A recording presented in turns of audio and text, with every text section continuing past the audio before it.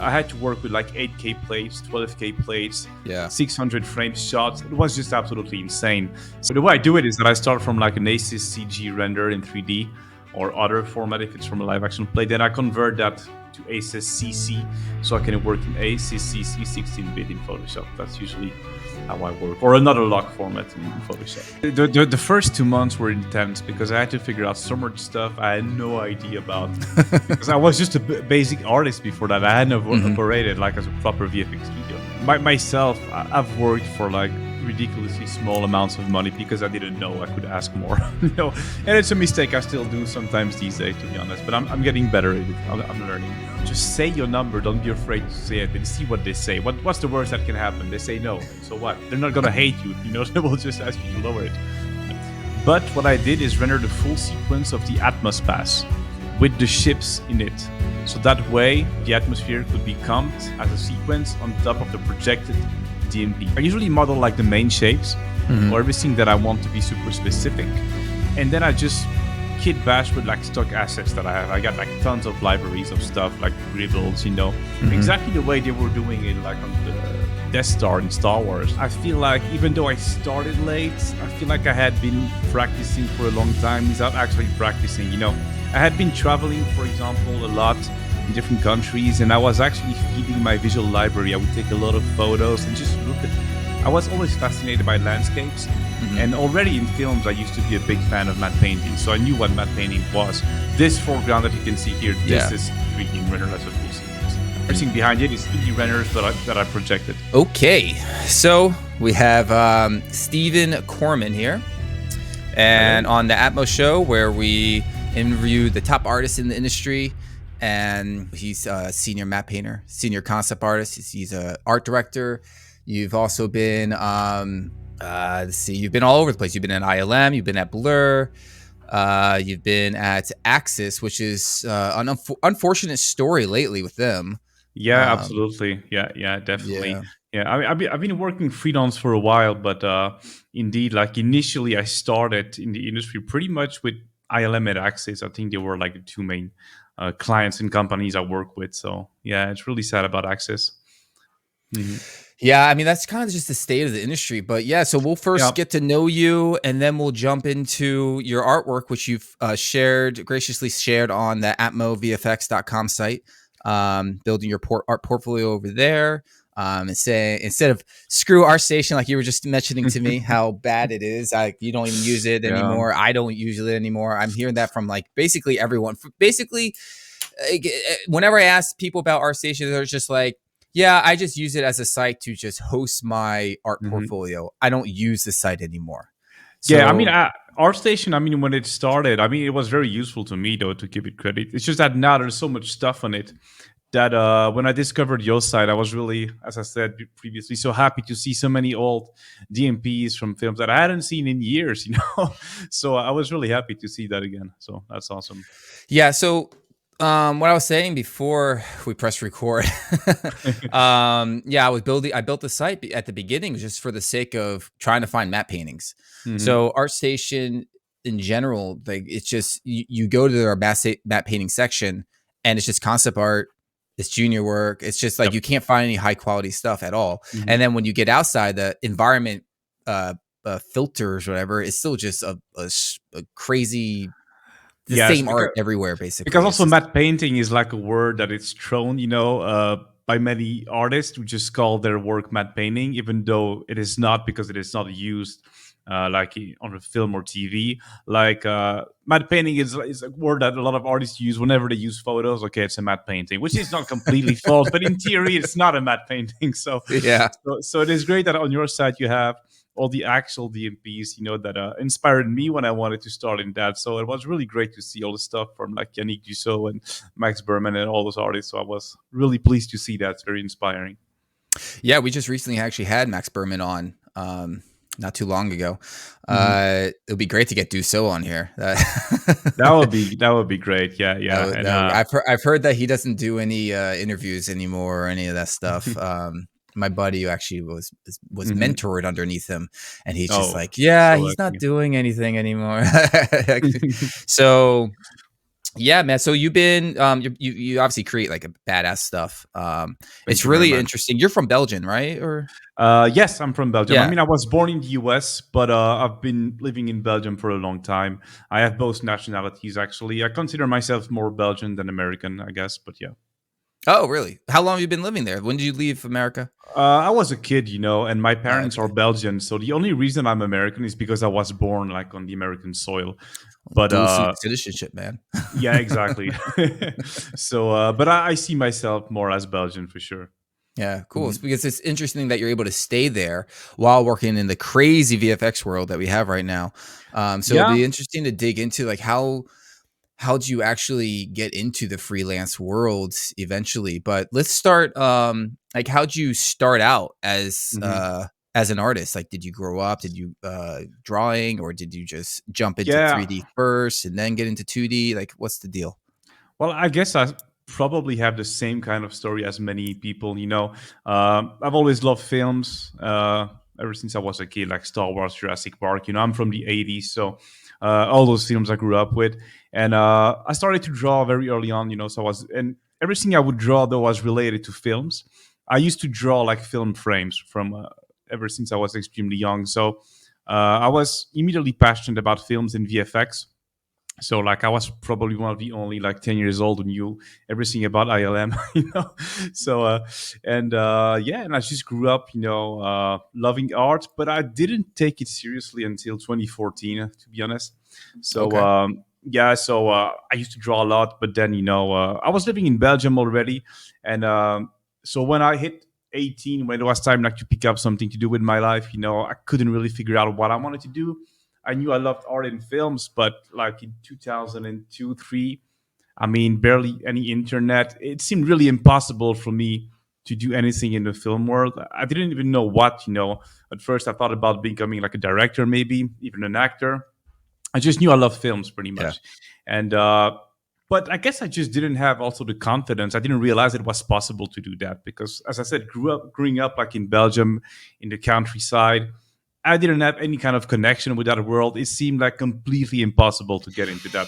So instead, I went into music, which is not really more realistic when you think about it. But Okay. I was a drummer pretty much, and I had a band with friends, and we sort of took it seriously from a point. And so that's what I did for all my 20s, pretty much, So I was a drummer in a band. So I didn't do art at all during all those years. I only did like 1 year of art school, like in 2003, which was beneficial because I learned how to draw actually, and I learned like the fundamentals. So even though I stopped doing art for like more than 10 years, uh, it still proved to be useful for the next part, I guess. And yeah, to cut it short, like around 2013, 14, like the music stuff kind of like went away. It kind of fell apart, And at the same time, I realized like times had changed. Now I had access to so many resources about VFX and digital art online, and also on the side, I had started to use Photoshop, right, to do like album covers from my band. So I had started like to learn how to mix photos together, like not with any ambition, to be honest. I didn't really enjoy doing it, but when I discovered like that matte painting was actually not that different that when I was already doing, I was like, wait a minute, I can actually do that, and this is how I could actually work on films. And just that idea was tremendously exciting for me pretty much, and that's how I decided to really jump into it fully. So from 2014 I started to work like crazy hard. I pick up 3D, like the GNOME on DVDs from Dylan Cole and Tussaud, and that's how it started pretty much. So I just started like creating a lot of stuff, posting it online everywhere. And I started to go to art events as well, so I connected with people like from ILM and other companies. And in 2016 I did like the ILM Art Station Challenge, and I guess that was sort of like my point of entry in the industry. That's how I got in touch with ILM. And even though I didn't start to work with them immediately, I also got in touch with Axis Studio, and I guess they were like my first proper industry job. So that was in 2017, and yeah, so I started to work with them as a freelancer, and then right after that, I went to work at ILM in the generalist department as an employee, and that's how I started pretty much. And yeah, that's about it, really. So great, man. yeah. Do you want to name drop the band that you were in so people could check them out? It's very niche and underground, so nobody knows it. But it's called Short in Time, and we were into like prog metal, punk music. Oh shit! And it was working nice in Japan, though. So we got to tour in Japan, so that was really nice for a while. Yeah, good awesome. memories. Good memories, but yeah. I was in a prog metal band in high school myself. Awesome. Good old days. Yeah, for sure. And I'm actually glad we got to take it a bit further than just a high school band, So we actually got to record like a few albums and tour a little bit. So good memories for sure. Yeah. Yeah, that's cool. So do you mind saying how old you were when you started like actually taking it seriously and getting your first gig? Yeah, so 2014, I was 30, so I'm 40 now. And 2014 is really the year. I remember that it was right after Christmas 2013. So probably at the first week of 2014, that's when I went to buy my first Wacom tablet, pretty much. And because before that, whatever I was doing in Photoshop for my band, I was just using the mouse, Mm-hmm. But when I actually started to pick up like tutorials from Corman, I knew, okay, I have to use a Wacom tablet, So that's when I really started, pretty much. And actually, my initial goal, I didn't mention that, was to become a film director. At that stage, actually, I only wanted to learn VFX to get into the film industry, actually. I sort of wanted to follow the footsteps of people like Gareth Edwards, who started into VFX and became a film director. So initially, it's what I wanted to do. So I just wanted to be like a VFX generalist to work on my own shots, pretty much. But quickly I realized, oh, wait a minute. Like, it's like everything clicked, When I picked up the Wacom, I was like, wait a minute, this is it. This is what I really love to do, actually, It's like I found the answer pretty much. So I stayed in VFX and DMP because I just wanted to get better at it. And I really enjoyed it. So that's what I pursued instead, Like, I might still do films one day. I don't know, but it's not really my goal at the moment. So that's how I got into it. Yeah, I was 30 in 2014, and I would say I started to get my first job offers like in 2016, probably. I had minor job offers in 2015 already, but nothing I wanted to do, because the thing is that since I was a bit older, I guess, than somebody maybe who just gets out of high school, I didn't really want it to jump into the first job I would get. I had one goal in mind, and it was to work at ILM, pretty much, So I thought, this is what I'm going to do. I'm just going to produce like personal work and get as good as I can until I get the job I want. So I didn't really go to tons of like mobile EM studios or smaller studios. I just waited until I was good enough to get into the studios I wanted to get into, pretty much. So yeah, I would say 2016, 2017, that's when really things started to snowball, I guess. Yeah, I mean, so this is inspiring for people because, they always think they're too old. Like 30 would probably, they would think, oh, I'm 30, I don't have a job, I don't have a career, right? Why would I just start a new career? It's like, it's never too late.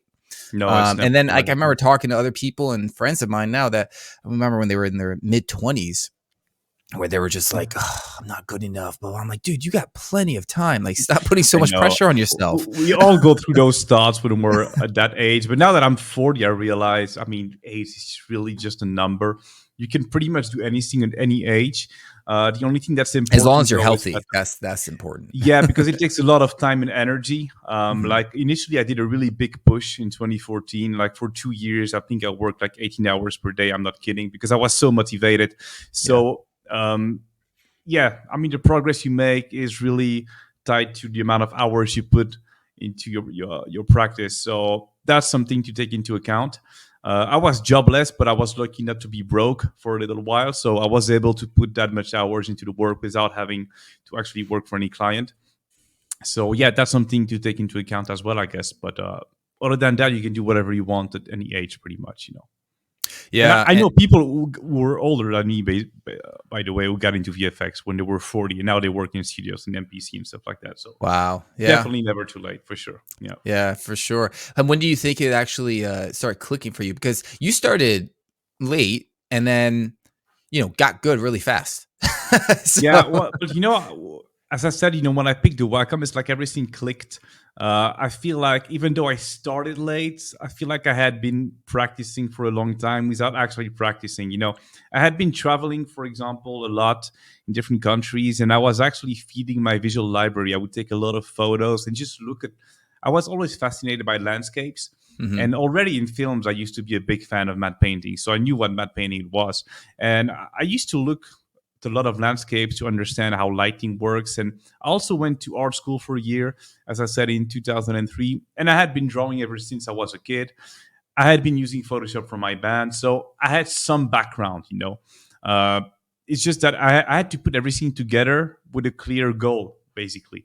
And there's that combined with the fact that I was extremely motivated by the goal I had. It's really that simple. I didn't want to do anything else, so it didn't feel like work. That's the thing.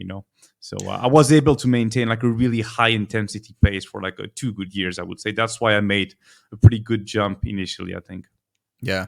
I mean, the hardest point is to get those fundamentals down and actually nail it. And when it clicks, everything else just kind of flies after that. Because I know if you know 3D, sure, you know 3D, but then can you make a good image from the 3D? 3D gives you a huge shortcut in getting perspective and lighting and all that stuff. But again, you see images everywhere. Like the 3D gray shader view is like, whoa, it's so impressive. But the final image is just noise. Or it's just no composition, no lighting, no understanding. So building those fundamentals, like what was there any specific tutorial or video that made you to understand values and atmospheric perspective just like also just kind of clicked for you? I think, like probably many other guys who do what I do would say, like the Dylan Cole and Dussault Glamont DVDs were like the Bible for me. And I still go back to them. Really, I still do, especially these days because we're moving more and more into 3D. Yeah. And but every once in a while, I'm like, wait, I actually want to go back to the way it was done, like in 2010, using more photos, and actually 2D. Because I think that sometimes 3D cannot quite capture what those techniques captured. So I still try to go back to those techniques and refresh them. So I would still recommend that to anybody who wants to get into environments, like learn to actually do 2D matte paintings using photos and painting for sure. Yeah, the Dussault DVDs, I used to watch them too. I went to Noman back in the day. Oh, awesome. And I remember watching those and he was just like, yeah, so I just paint this little brushstroke over here and there, and you're like, what? It looks real. Because once you understand those values and the perspective, you don't have to, like if you do all 3D, you look at an image, you're like, oh, okay, that's 3D. He obviously used 3D, right? Yeah. But then when you look at other matte paintings that are just all photos, but done really, really well, you can't really tell. But when you can combine the two together, I think that's the beautiful sweet spot. Yeah, for sure. And I think that we're running away from that in a lot of bigger studios, just simply because everything's become a cog in a wheel like this. Yes, it's something I've been struggling a bit myself lately because I realize we move more and more 3D, and every like 2-3 years something new comes out in the software. Now we have USD, Solaris, and all this stuff. Okay, great, new, more technical stuff to learn. I'm sure it's gonna make our life easier, but we have so much stuff to learn, and like everything is so technical. You have so many possibilities basically to do whatever you want that it's important to have also like a set of rules to play with, so a solid reference. And yeah, as you said, like pay attention to values and perspective. And so that's why I think it's a bit dangerous to go too much into the technical stuff. I'm not the most technical guy.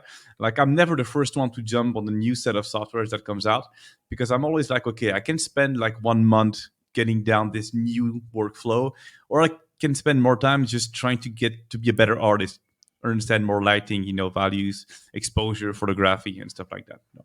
Well, you mentioned to me when I was first reaching out to you, you said that you were taking a break from everything and all social media kind of stuff because you wanted to build up your, I guess, new portfolio because of the AI world kind of freaked you out. What can you tell me more about that? Like, there was a bit of that, but I'm not really freaked out by AI, by the way, to be honest. Okay. I guess I was a little bit initially. No, I wanted to take a break because I've been like doing like client work after client work for like 8 years or so now. And I hadn't really spent a lot of time doing personal stuff and finding what I wanted to do anymore. Because at this stage, I feel like I've done everything I wanted to do initially when I wanted to get into films and DMP. Like I've had the experiences I wanted to have. So I needed to have like time off to really figure out what I wanted to do next. And also work on the new workflow basically also. Because as I said, I'm What's not the this guy. new workflow? It's just that I wanted to get into different softwares. Like I wanted to finally move completely to Houdini, for example. Because as I said, I'm not the most technical guy. I'm not the guy who like moves to the new software whenever it comes out. So I waited a long time before moving completely to Houdini. So I learned initially with Maya when it comes to like my scene assembly software, and but slowly, I started to use Houdini for certain stuff. But after a while, I was like, okay, if I don't take like 6 months off and do only Houdini, this isn't, I will never get this thing down. Because if you don't use the software every day, you just forget it, at least for me. So I wanted to do that, just work like on a new set of tools pretty much to get like a new pipeline down. Because lately also, and this also maybe has to do with AI or the industry changing, I've been getting more and more jobs that require me to operate pretty much as a full VFX house. Because I work only as a freelance. Like I've only been working freelance for like the past 5 years. And sometimes I basically have to do absolutely everything on my own. So I realized actually I have to know what everybody does in a VFX pipeline. And I have to figure out my own pipeline that I can work with every client pretty much. So all of that took some time, to put together. Like also from a hardware point of view, I needed to have like different computers, like a server, proper backup, thing and everything. So all of that was actually a lot of work, but it's pretty much almost done now. Do you mind sharing any of those details? I mean, it's where would I start? First I needed to have like a really good machine because gotta like get that 128 megabytes of memory. Yeah, exactly. I'm actually still waiting for a new computer, but at the moment I have a really good laptop on which I do like concept stuff, or whenever I travel, just to be able to do some stuff. So I got an Alienware X17, which has a 3080 Ti in it, which works surprisingly well, actually. Then I got my main workstation, on which I tend to do the, I guess, everyday stuff, but not the super heavy stuff, Like in this computer, I only have like a 3090 Founders Edition as a GPU. Then I got about 128 gigabytes of RAM. Then I got a bunch of hard drive. Then I got another machine that's coming that has like a dual 4090.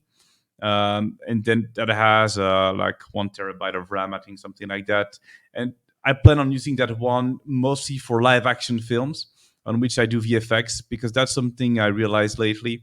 I had to work with like 8K plates, 12K plates, 600 frame shots. It was just absolutely insane. So I needed to have like a lot more RAM and a really good CPU, like a Threadripper, like with 92 cores. So that's something that's coming next. So I can be able to tackle again like live action stuff in a much more efficient way. Because the latest projects I've done in live action, I had basically to base my sleeping schedule like on rendering times and stuff like that. It was a bit of a nightmare. So yeah. So you're not going to use any of the cloud to help with the rendering? At the moment, no. It's something I might still have to look into, but at the moment, no. I just wanted to upgrade all my machines. Like I have 3 computers, so like 2 workstation and 1 laptop, basically. And as I said, also move my workflow to pipeline to Houdini. I still use Maya a lot, but a lot of stuff has moved to Houdini at this stage. And yeah. It'd be great to get you and Daniel on and just talk about your setups and how you're doing your freelancing, because he does his out of the jungle. Like he's literally it's a really interesting interview to listen to. And I had him on here, and it will be interesting to hear like, how do you get this world? Because everyone wants to be, especially now since remote work is a thing, and everyone's embraced it. So I'm sure studios are more open to freelancing even more than before, because before they were just too scared because of privacy. And all that stuff, unless they really trusted you. You had already worked at that studio and they know exactly who you are. They can get it done. But now they have their VPNs and everything in place, probably, and protections. And also, I mean, I guess it's probably because I worked at Axis that I sort of fell into this niche of doing like full CG DMP shots for animation. It's something I've done a lot those past years. And for those kind of shots, I typically don't work within the studio pipeline. That's why I had to basically like push my own pipeline to the next level in order to really be able to tackle everything and to work more easily with their pipeline. So usually what those studios do is that they give me like one shot to do, and I just do everything on my own pretty much. Then I give them back the shot when it's done. So to make it, since you already are a generalist map painter, to make your sequences faster, you're projecting, so it's 1,000 times lighter. Yep. Is that your strategy to pull all the big shots off? Is to still project everything on, or are you doing full renders and just typical VFX, big studio workflows? Well, I guess every year I learn more about 3D and I get better at 3D, so I'm able to tackle more in 3D. It depends on the camera move pretty much, Yeah. Whenever it's like a super dynamic camera move, I'm like, okay, I'm just gonna use a lot of 3D because I don't want to bother with like insane projection setups. Like if you look at my nuke script, they're remarkably simple. Yeah. Whenever I worked in any studios, like I look at their nuke scripts, I was like, wow, I don't understand anything. Everything I do is so much simpler. So I love having like something super light and easy. I love projections when it's like a pretty subtle camera move. It's still the way I would go. So I also have this control I can add in 2D on top of it. But otherwise, I tend to do more and more into 3D. It's a tough balance to find sometimes, A few years ago, definitely, it was still pretty easy to break things down. Okay, foreground CG, middle ground CG, then we project everything in the background. But CG gets easier and more advanced. Render times are getting faster. So, like, why not do everything in 3D, So, it's a But balance. then you were just recently saying how you're like, we got to get away from all the 3D. Exactly. So I'm still thinking about that all the time. Actually, when I have to tackle stuff, I'm like, I know how to do this in 3D. I know how to do like a nice landscape in Gaia to texture it. It's gonna look amazing. Or I can just use like photos and manipulate them a little bit. What do I do? So, it's a tough balance to find. I guess just comes with experience. I guess. So I still go back to those old 2D techniques whenever I can. Actually, it depends. Yeah. So are you doing Redshift, or for GPU render? You're measuring your renders so much faster. I'm just assuming you're using GPU renderers then. Yeah, I'm still using Redshift and GPU rendering. Yeah. I've done some stuff in Unreal, but it's not something I really use professionally yet. Sometimes in concept art, but not in VFX and animation. Not yet, at least. Yeah, it's crazy how realistic Unreal's getting for some of this stuff. Yeah, it's just that I found that in order to actually make it look extremely realistic, it still takes a decent amount of time, to tweak everything and make everything looks good. So in the end, I'm still much faster in my usual workflow, I guess. Okay. Also, so because I have like a big library of assets that are already made, for Redshift and stuff. So yeah. Yeah, true that. Are you fully in Houdini now, or are you still doing Maya? I'm still doing Maya. It depends, but I'm almost there when it comes to using Houdini full time for everything, I would say. It's just that I still find Maya sometimes much faster for some stuff, just because I know it's like a second nature for me to use Maya. I just find Houdini much more smooth to use. I don't know. A lot of stuff is just a lot easier. On the flip side, well, scattering is by far easier in Houdini than Maya. Absolutely. Yeah, I mean, in Maya, like Maya Mesh is a tool that is a bit old. It works nice, but not for like heavy scattering and complex scattering. It's a bit too much of a mess. So definitely scattering is much better in Houdini.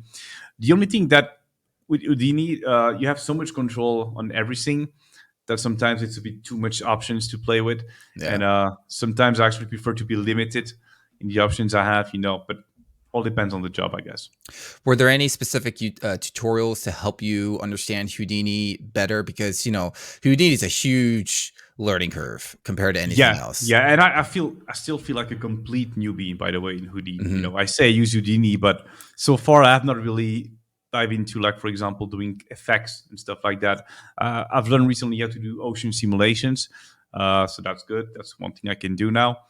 Not extremely complex ocean simulations, like I'm not a professional effects artist, but it's also something I had to learn, for example, for the work I do as a freelancer, because every once in a while, like the job they asked me to do for my shot where there's like water, an ocean, Yeah. So I'm like, it's easier for everybody if I can do it, like in my pipeline, it's just render everything in the same scene, So that's also one of the reasons I picked up Houdini, because I want to be able to do like the whole shot all by myself. But when it comes to tutorial, Houdini is something I actually picked up mostly by talking to friends when I was at Axis, because everybody was using Houdini there. That's sort of how I started to learn it, actually. just by being at the office for 1 year. Because when I was in Axis actually 1 year as an employee in 2019, and I started to learn Houdini at that time actually. But other than that, I think I took a tutorial on Rebel Way from my friend James, who worked with me at Axis actually. So that's how I got into like doing environments in Houdini. I think Rebel Way has many Houdini tutorials, which are pretty nice. So those are the ones I personally used a few years ago. There's also Double Jump Academy, which is more recent, which is also done by a friend of mine from Axis. He also has a bunch of really nice Houdini tutorials. Yeah. I wish there were more just HDAs out there, like especially for scattering. Instead of having to literally code your own freaking how to randomize, is you have to code it. It's like yeah, that's one thing I don't enjoy that much. That's why I still prefer sometimes using Mesh in Maya. It's more intuitive, So yeah. All right, cool. There's I had posted on YouTube, see if anyone wanted to ask you a question, and this one guy said, if you were looking to become a matte painter in today's world and with the struggles of the industry, what would you do differently to stand out and secure a job? Is there anything you would change in terms of learning or your portfolio? It's a good question. I feel like I'm not necessarily the best to give advice on how to get in the industry in studios because I have not worked a lot in studios. I'm sort of outside, that circle. I work only freelance from home. I don't work within like the big VFX pipelines of the big studios anymore. I guess you just have to be really good. I think it still comes down to the fundamentals. You have to be able to produce like a nice looking shot that works on every aspect. The 3D, the 2D, the lighting. If you want to work in films, TV, definitely learn about film and TV. Learn about cameras, cinematography. That's something that is really important. It's something I've done from the start, actually. As I said, even when I was a kid, I used to draw like movie frames. And in a way, it's still what I do now. Most of what I do is like movie frames or movie shots. So learn about that, definitely. And try to be specific, I guess, about what you want to do exactly. Like for me, it was easy, as I said, like films, environments, DMP. So I'm only going to be doing that. Like I didn't really get myself distracted by learning how to do like character design and stuff like that. So I think you just have to be good and have like solid fundamentals. Have like one or two really awesome, impressive looking shots using like all the tools in the box, the 3D, the 2D, the compositing. The more you can do, the better these days, because I think we're moving more and more towards like generalist workflows. That's something I've noticed, definitely. And I think that's where we're going. I don't think actually the future really is going to be a future of specialist, but more about generalist when it comes to the tools, at least we use. Well, it gets easier and easier to use. Yes, exactly. And I see it also in concept art, because I'm also a concept artist. And these days, I mean, many concept artists can do 3D better than me. So they have all those tools in Blender now. They can do those amazing rendering. So it's get easier and easier. So I guess you got to learn how to be able to tackle an entire shot all by yourself, pretty much. Have you touched Blender at all? A little bit, yeah. I have to use it occasionally because a lot of concept artists, they give me like scenes that are done in Blender. It is great for sure. It's just that I would pick Houdini over Blender for what I do, for sure. Just also because of my types of clients. But for concept art, I think it's great. Or if you're just a solo artist, it's pretty awesome too. I'm not sure many studios really use it in the VFX pipeline. Yeah, probably smaller studios, maybe. Yeah. When you got into your freelance gig, this is what I want to dig into now. It's like, because so many people want to get into freelance. How did you break into it? Was it from just, you started out at studios first and then they trusted you? Or did you just kind of post your stuff on our station? They just reached out to you, social media? It's more just posting on social media, I think, and as I said, even before getting into ILM, I had a bunch of job offers that I didn't take because I was obsessed about getting to ILM. So that resulted in me just doing a lot of personal work that I posted online. And that's when I saw job offers for freelance gigs coming in, pretty much, So they would message you through like Instagram? ArtStation, Instagram, Facebook, or personal email, Okay. So that's the tricky thing, I guess, because if you're like a studio artist who is like known among the recruiters in the studio circle, that's all great, but you're not gonna get the same types of clients as a freelancer who posts mostly on social media. I guess it's something I also discovered when I started to work at ILM. I knew nobody. It's funny, I knew nobody, and they were like all absolutely amazing, but nobody had like a North Station, like in Instagram whatsoever. So it's a different circle. I feel like the studio people are more on LinkedIn, and the recruiters know them. But freelancer, it's more about marketing yourself. Our station back in the day, DeviantArt as well. So to get into the freelance world, well, you just have to post a lot online and also go probably to some conferences, just meet people. That's how it works. For example, for me, I first worked at ILM and Axis. That also helped for sure because Axis became one of my main clients afterwards. When I was at ILM, I worked on Jurassic World Fallen Kingdom. I was lucky to meet the director, and I've been working with him ever since. So that's also how it works. You just reach out to people, you meet them, you follow them on social media, you stay in touch, and that's how it works. And would the pay just be way more doing the freelance? It depends. It can be more, but you have to learn how to manage yourself, I guess. The thing about doing freelance is that you can potentially, learn more, but earn more, but also work a lot more. So, like one thing that works fine for me, for example, is to usually like when somebody asks me to do a job, it's all about negotiating the deadline more than the fee, in my opinion. The fee as well is important. You can ask a lot more when you're a freelancer because you have to pay taxes and stuff.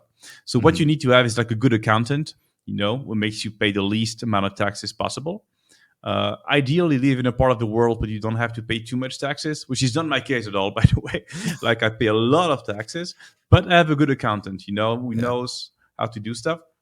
So also, for example, if you're like a freelancer, if you work for a company that is in LA versus a company that is in, I don't know, Hungary, they're not going to pay the same at all. Like you can ask a lot more money to a company that is located in LA because the prices are so much higher over there.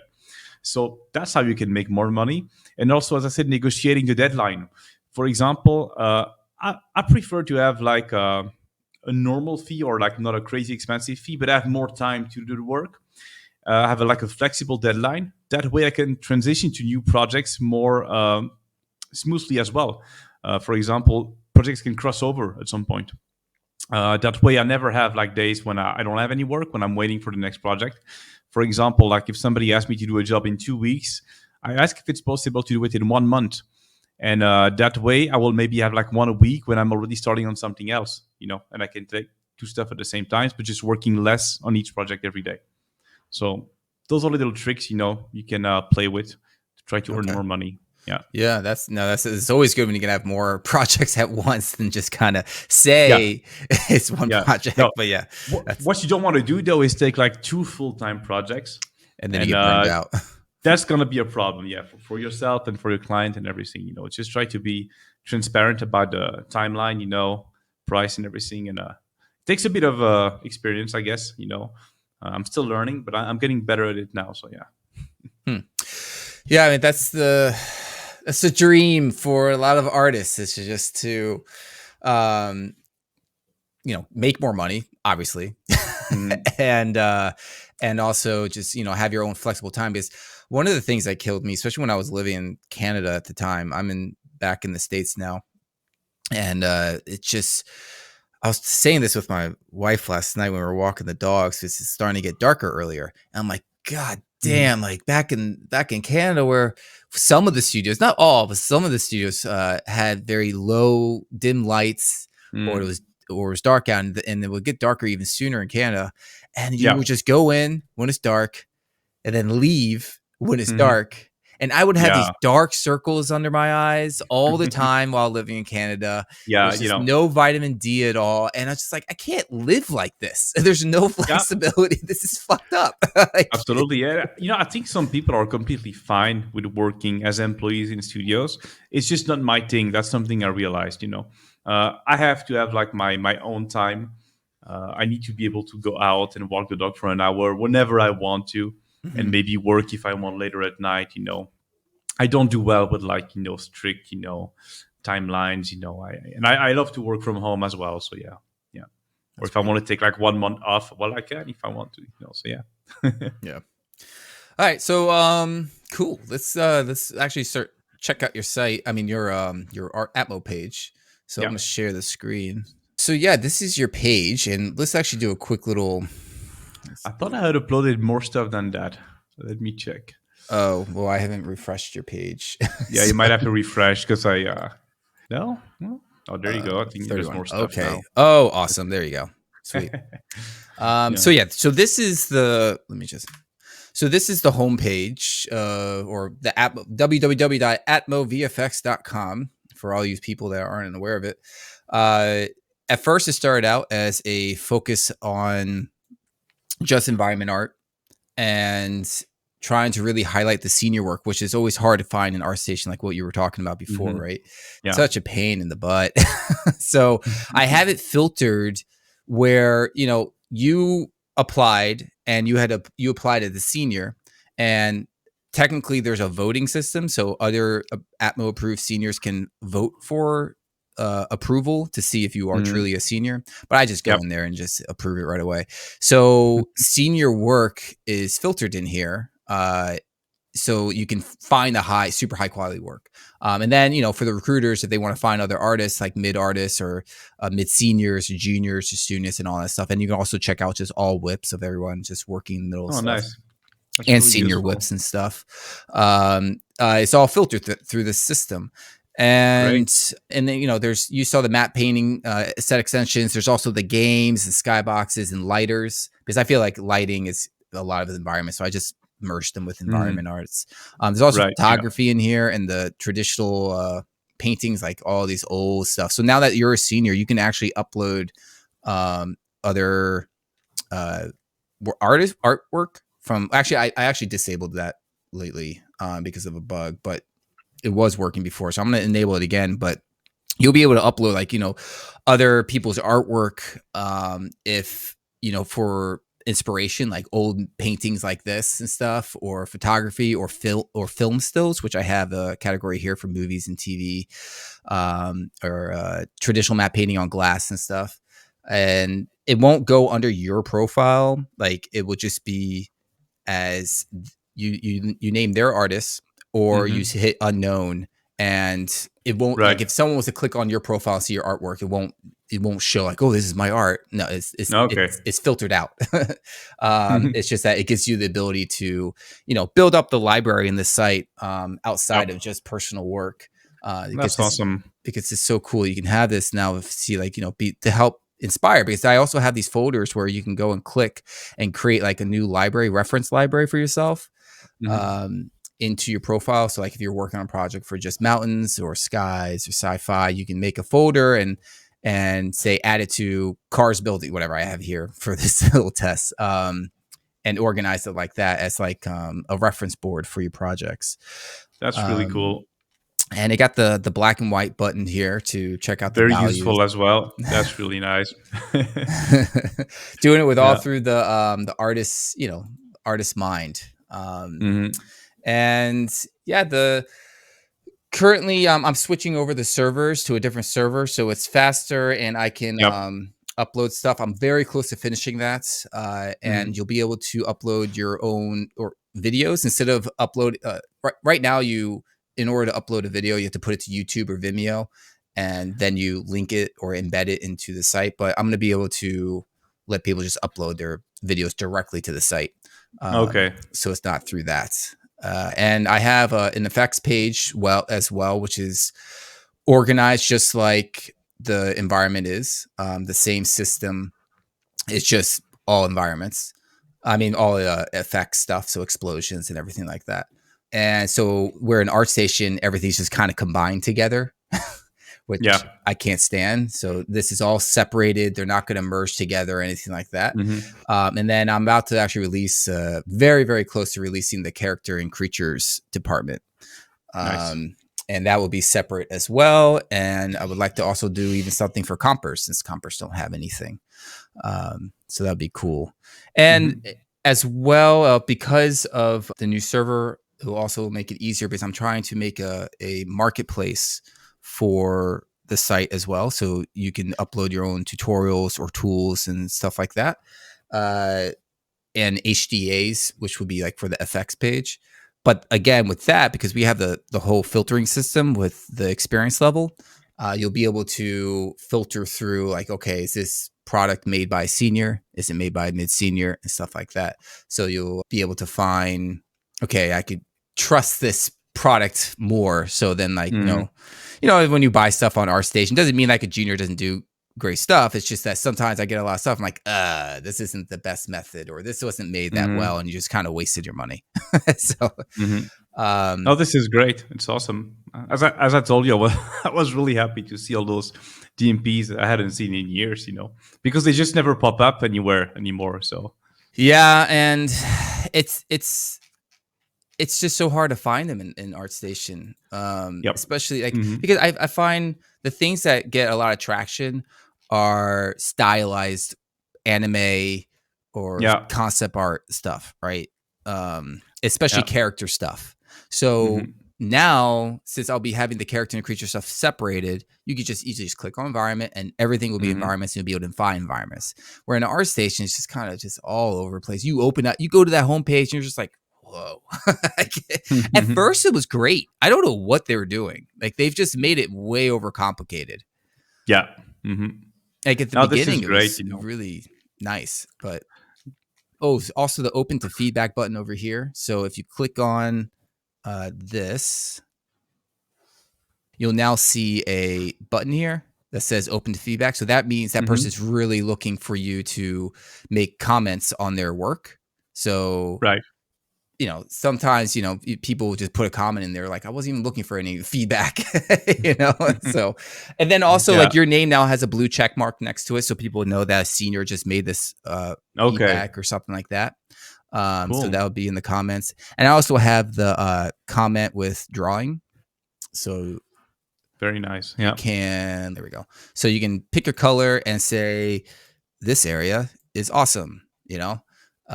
So to help with the feedback and everything like that. So anyway, that is the site. Let's move on. Oh, there's also income survey, an anonymous income survey that I think everyone should just go in there. You don't actually have to sign. I made it so you don't have to actually have a profile. It doesn't matter. Just fill up the survey. It tells everyone like, you know, how much your work, like your type of industry or career is worth, which is always good for people to help for negotiating purposes. And, you know, I find out a lot of people that are even seniors are still getting paid at like a mid or junior level. I'm like, what the hell are you doing, dude? So that, and I also recently announced or released the Art Blast. So apparently ArtStation is doing some shady ass stuff. So the first one was done by Respawn for the Apex Legends Art Blast. So anyone in their studios always suggests, hey, let's go to ATMO.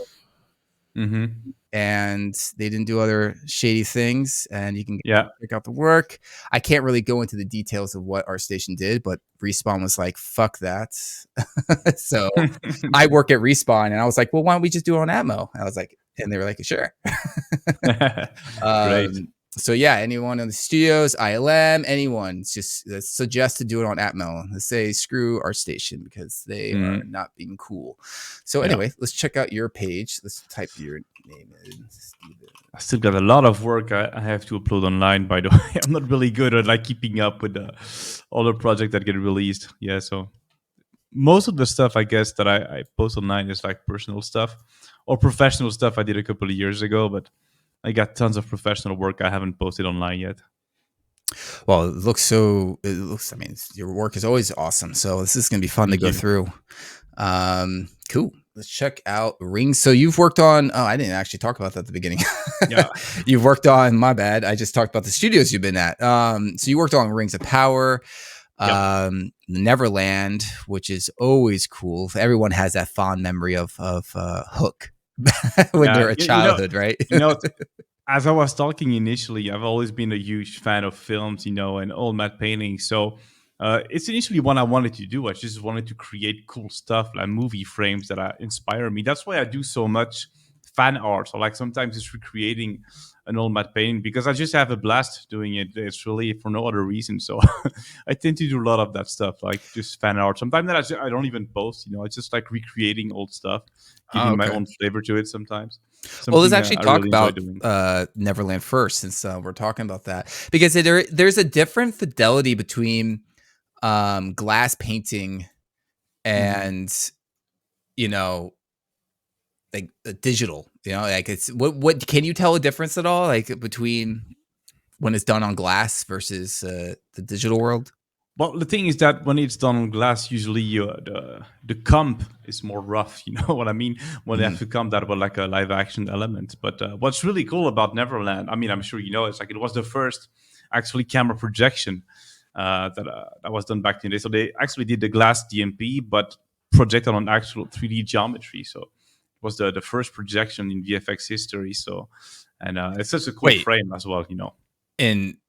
In Hook, or in Hook, in 1989 it was the first camera projection. So it was like a DMP painted on glass, but it was projected onto really rough 3D geometry back in the day. Whoa, I did not know that. Okay, yeah. What year was that? I think it's 89 or 90. They had 3D projection back then? Yeah, the very first one, it was for this film. Yeah. Holy crap! Because Photoshop was made in, I think the first one was. It wasn't. It was before in the 90s, probably. But I wouldn't 90 something. It was before Lord of the Rings. Yep. CG actually has been existing before Photoshop. So. Okay. I mean, CG has been around actually since the 70s, if I'm not mistaken. Yeah, I guess so. Yeah, if you think about it. Yeah, Photoshop, because Photoshop changed the game. Yeah. But yeah, that would make sense. So I guess they would still be able to do 3D projection. That's crazy. I did not know that. So they painted on glass because they didn't have Photoshop back then, but then still did projections. I just figured that they did it on a matte little hole on the glass and they filmed going through it like typical. Yeah, but it's just like the big painting as one flat image that is projected onto like really basic 3D geometry to give a tiny little bit of parallax.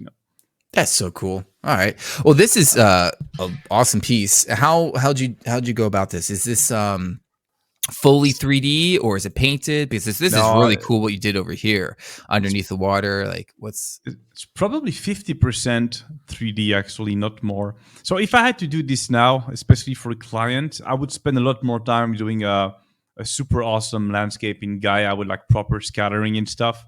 And then I would still overpaint. But for this one, I saw it more as a piece doing just for myself, for my own fun. And I just wanted to spend a lot of time actually in Photoshop. So a good deal of it is actually 2D. There's like a 3D base, obviously, for the water in the island. But then all the details of the waves, the details in the water, the vegetation, clouds, all of that is done in Photoshop, actually. Oh, okay. Cool. Yeah. Where'd you, because I'm still astonished by your short, quick turnover of figuring out how to make an image a nice looking image. What got you to realize the whole dark against brights kind of idea, the contrast, putting to separate, like for instance, the pirate ship over here, you have a dark background, water, but then you have these lit what are they called, sails, to really pop it out, like, and then you're doing the same thing here with the highlights versus the dark stuff, and also the skull was what got that what made you realize that? One thing I always do is look at my images as a thumbnail. It's something I actually realized at first when I was, the first 2 years when I was just learning. I try to do like one image or two per day, just doing as fast as I can. I was just really crunching because I wanted to post stuff on social media. I don't get myself out there. And whenever I had to post on social media, I would see the image as a thumbnail. I was like, wait a minute, what is this blob? I don't understand what it is. So that's how I learned to make sure the image is always readable as a thumbnail. And I say that, but I'm still learning. I'm still not perfect at it. I was basically getting carried away by details while seeing like my image, on a big 31 inches screen. But then when you actually look at it as a thumbnail, you don't really see what's happening. So one thing I started to do, is to always look at my images as a small thumbnail and also see it in black and white to compare values to a reference. That's pretty much it, really. It's the two main things I try to always do with everything I do. Yeah, I guess that is a nice little hack with the the Instagram post thumbnail stuff. That makes sense. yeah. I was always pissed because I was spending so much hours on my image. Then when it's time to post, I'm like, wait, it doesn't work. No. Yeah, it doesn't look good. Because you really got to make it. It does. It makes complete sense because in film you have 2 seconds to check out an image because it's on the screen for so short. So you really got to make it read real fast. Yeah. And so having it on Instagram, you get to see it there, and then you realize, oh shit. yeah. That's pretty funny. So this Z stuff, was that modeled in?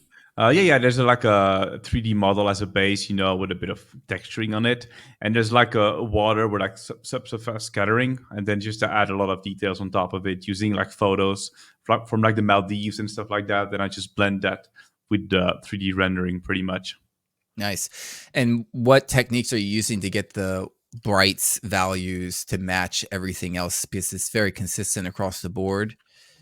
So good question. I don't think I have like a specific technique, it's just that whenever I bring a photo into my comp in Photoshop, I first look at everything in black and white, and before doing any color correction, I do a value correction using the curve in black and white, and only after I get the values correct, I tweak the colors to match.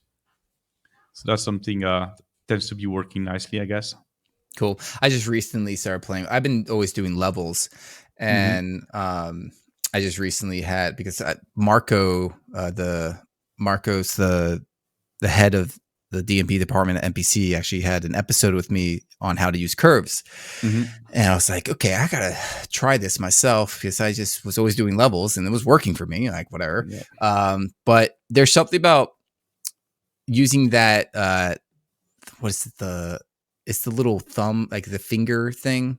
You tick it, and then you can pick a point and then drag it down to kind of pull down the values in that specific spot or that specific value, which is nice because it retains some of the details in other areas a bit better than levels, which I would have to do a little bit more steps possibly with the levels adjustments to get it to where it looks similar. So it's actually nice and it's pretty quick. So I got to be honest, I don't think I've ever used levels. Okay. My Photoshop techniques are probably extremely basic, to be honest. It's curves and color balance pretty much all the time. Well, I got the levels trick through Max Berman on his DVD. I remember he was using that indeed. Yeah. And I got the curves from the Dylan Cole one in the moment. You gotta know both. Yeah. So cool. Yeah. Where are you getting all these photos? These aerial photos? Because aerial photos are always tough to get. They're tough to get. Yeah. That and sunset photos are tough to get. I mean, no, the thing about sunset, is that everybody takes nice sunset photos looking at the sun, but nobody ever photographs the other part of the sky, Yeah, it's true. And very often I need that part of the sky for some shots I have to do, Yeah. So I think the best resource for like high quality photos with a lot of coverage is probably mattpaint.com, I think. I very rarely use Shutterstock, for example. It's extremely rare. I still use sometimes textures.com, but that's more for my 3D work when I need textures, for my assets. But when it comes to photos for DMP, mattpaint.com is pretty much the only thing I use. But the thing also is that I have so many photos these days in my library that I don't really look for new ones all the time. Because I have like hundreds I've never used in my library that I can still use. So yeah, we had Conrad on not too long ago to talk about his site, mattpaint. Is it .com or .org? .com? Good question, actually. I always get that mixed up. Yeah. Yeah, that was a good one, and it's impressive how he got that site together. It's really cool. He has some awesome images on there. I love the waterfall coming down the skull over here. Your values are just nice and balanced. And you can those are just like stuff extracted from like photo elements, Then I just blend that on top of it. I use a lot of the blend if option. Don't know if you know that option when you double click on your layer. Blend if. I use that all the time to blend like clouds, or waterfalls. Anything that has like soft edges, pretty much. Yeah. Cool.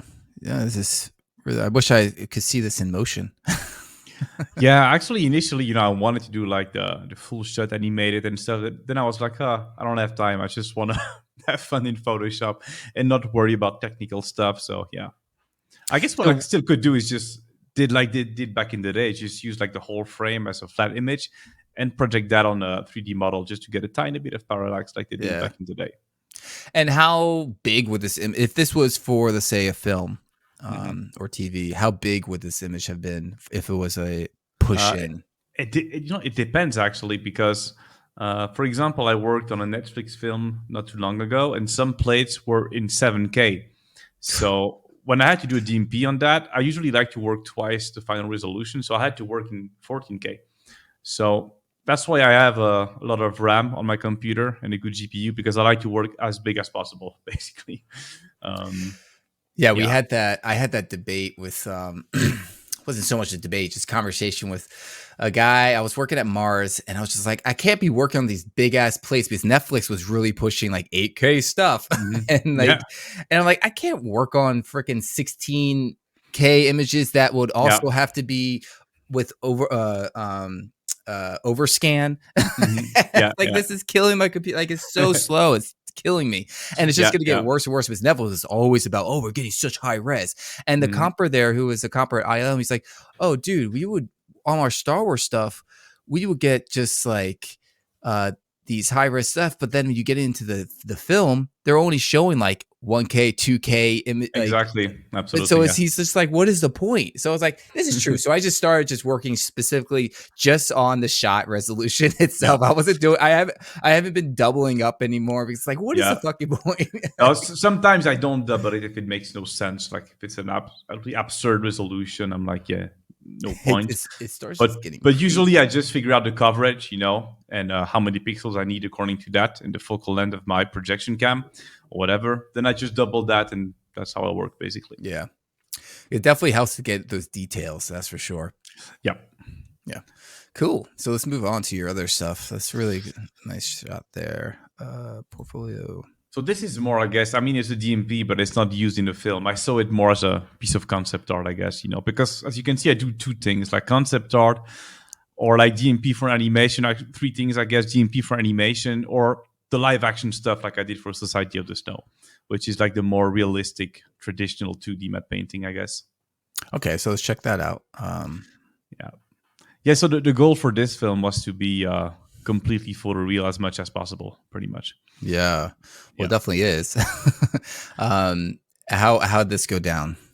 So I was talking earlier about like figuring out like a whole VFX pipeline for me, so that's how it started, because basically the director of this film is the guy who directed Jurassic World Fallen Kingdom, on which I worked on an ILM, and that's how I got to work on Society of the Snow. But the thing is that unlike other shows I've done, I was not working with a VFX studio. I was working as me with Netflix. So they would, like, the VFX editor would give me the plates for the VFX edit, and I had to figure out like this whole pipeline myself. I had never done that, because usually when you work like in the VFX studio, there's a pipeline in place and you just know how to get your shot, work on it, then put it back into the pipeline. But for this, I was given like the raw plates, with the whole pipeline having to be built on my end as a VFX house. So that's how it started, pretty much. So you had to figure out the color workflow. Everything, absolutely everything. Yeah. So I know color, working with ACES and stuff like that, and they would give me the LUT and stuff like that. But how to deal with the actual edit and the handles, and I was given like the raw plates, like 7-8K plates. That were extremely heavy. I had to figure out also how to do some like rotoscoping, something I've never really done actually before, because usually somebody else does it. So, but for those shots, I had to do a lot of the roto myself, and also a lot of simple stuff, but that actually I don't always do, just denoising the plates correctly, figuring out how to denoise them properly before DMP. Usually all this stuff is sort of like, you have tools that are already built in the VFX pipeline when you work with the VFX house. But in this case, I was working as Steven Cormann with Netflix. I mean, so I had to build my own pipeline for this. So it's actually funny because when you look at like the VFX credits, you have all the VFX studios, then you have Steven Cormann. That was quite funny. But it was awesome. cool. Yeah, because I was doing the reviews with the director. It was pretty funny, actually. Oh, sick. So were you doing so you denoised it, and then you were the one putting the noise back on and then doing the final comp?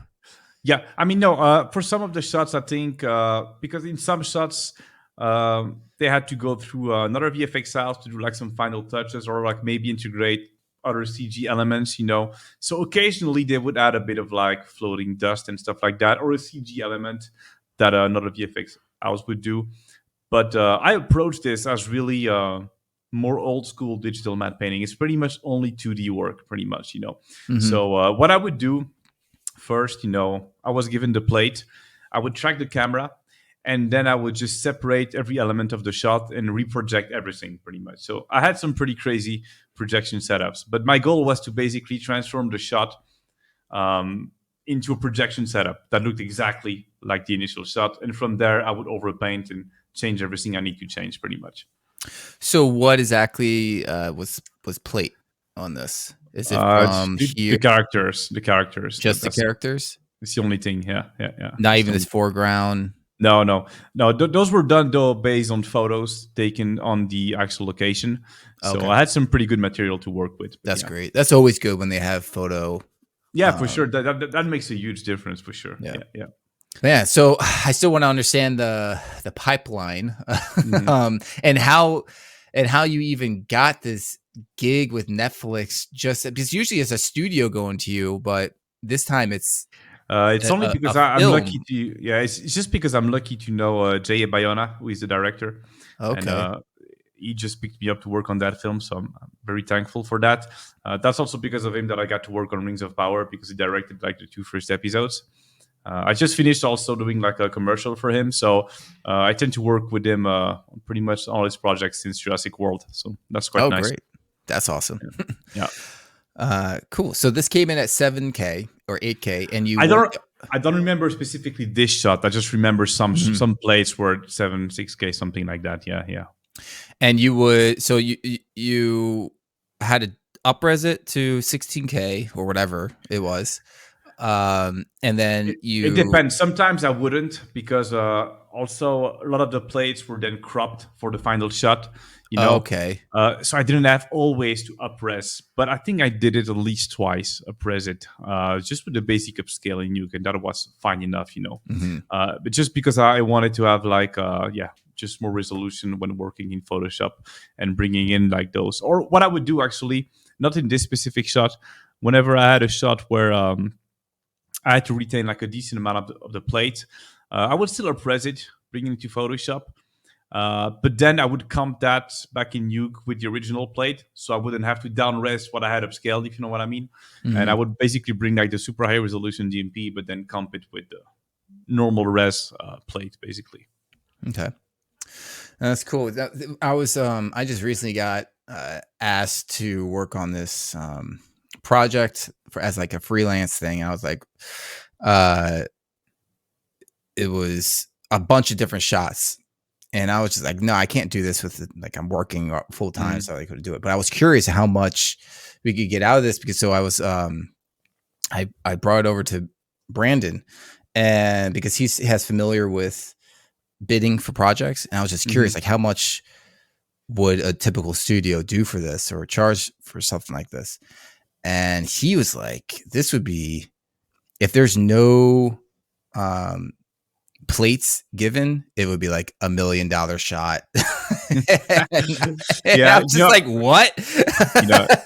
That's also something I learned while working on this show. Like, the actual amount of work it takes to handle a complete shot, as a full VFX house. I mean, a one-person VFX house. So yeah, it's a lot of work.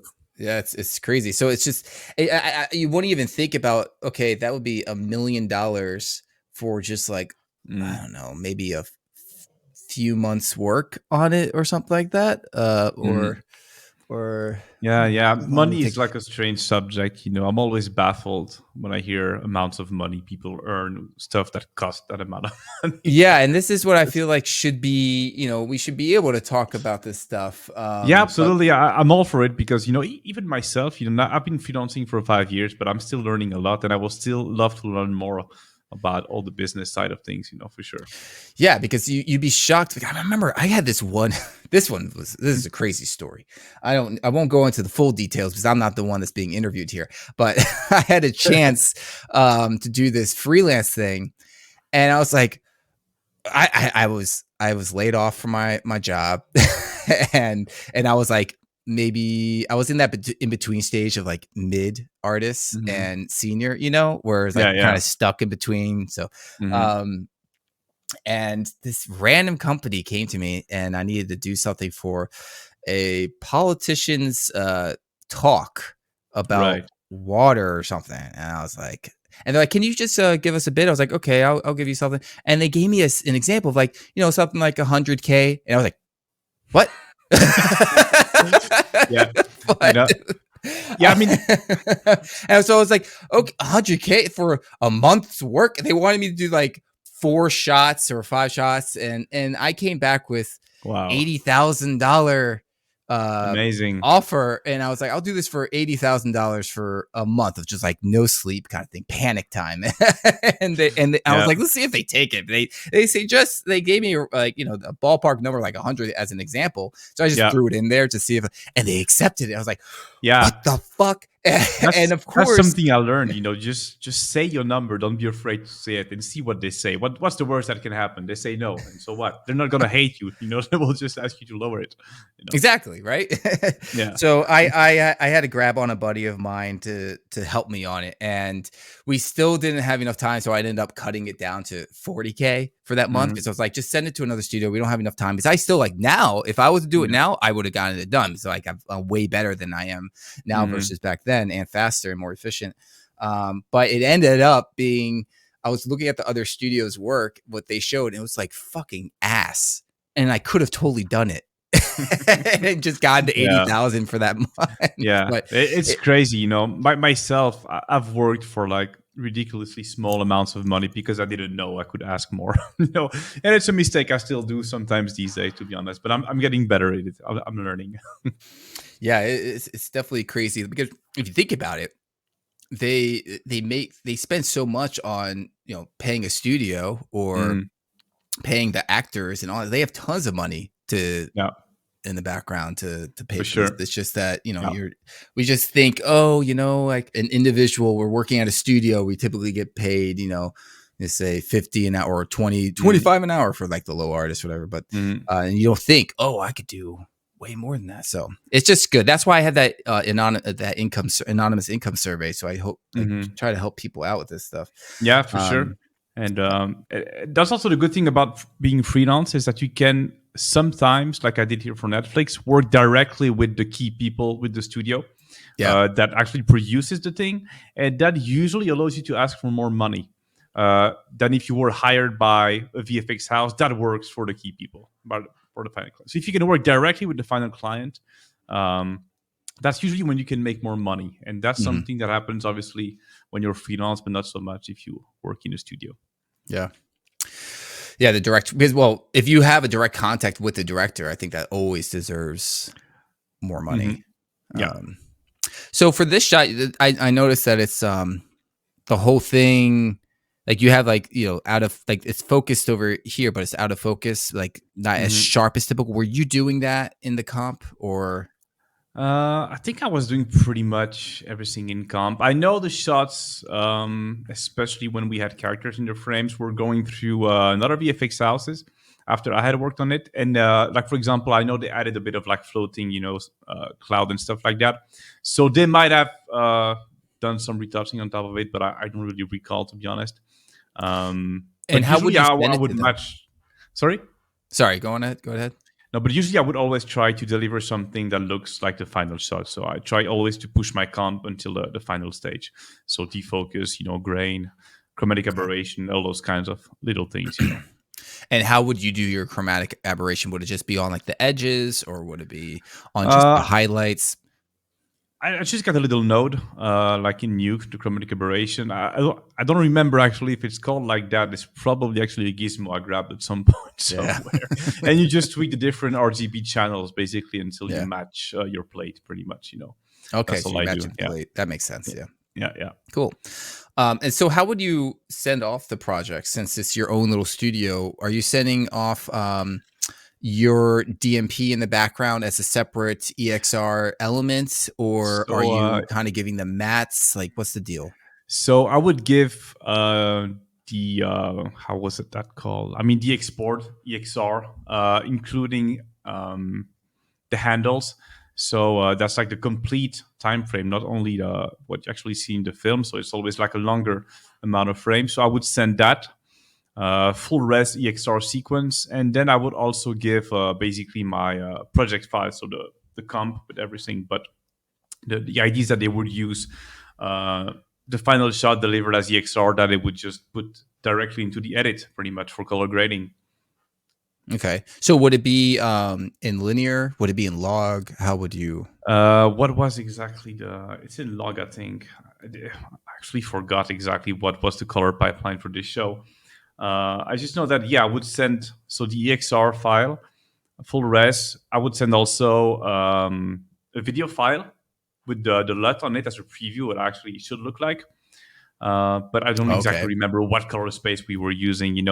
We were using probably, it was converted into AC65 probably.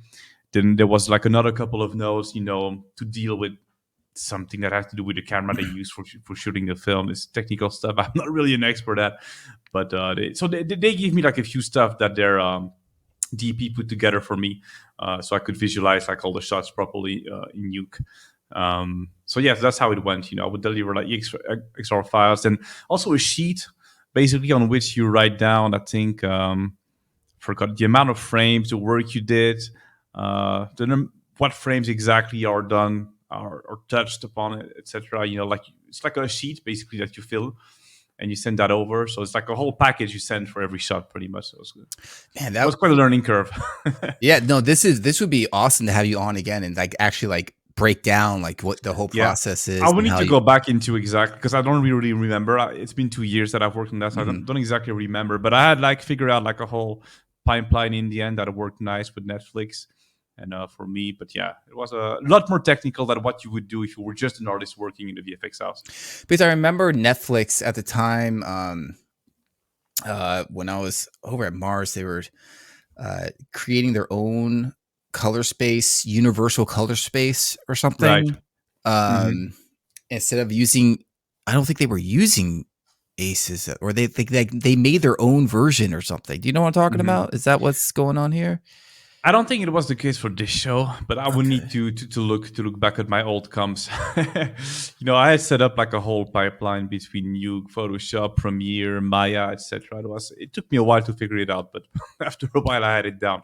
Damn, so you're using Premiere also? Why are you using Premiere? Just to export like previews, because I was working with the edit also of the film, and I was using how is it called? With every shot, they would give me files. I forgot the name, but it's basically markers in the edit. So I could basically recreate the edit and see how the shot looks in context on my end. So that's when I would use Premiere. I could also have used Nuke Studio, but I was not familiar enough with it. So in the end, I ended up recreating the Nuke Studio setup they had in Premiere. So I could basically see exactly what they were seeing, and I could look at my shot in context within the film in Adobe Premiere with the other shots. Interesting. And how do you go about when you're exporting, like with compression and everything? That's a good question. I guess I don't really care about it. You just do raw. Exactly. No, I mean, if it's for just previews, when I export like an MP4 that is just meant to be seen like in dailies, then it's just like standard basic compression, the basic settings in Adobe Premiere. But other than that, just export like full res outside of Nuke. Yeah, that's cool. Yeah, man, I'm gonna have to definitely get you and Daniel on together and just talk about all your workflows, your setups, and all this stuff, because it's fascinating to see.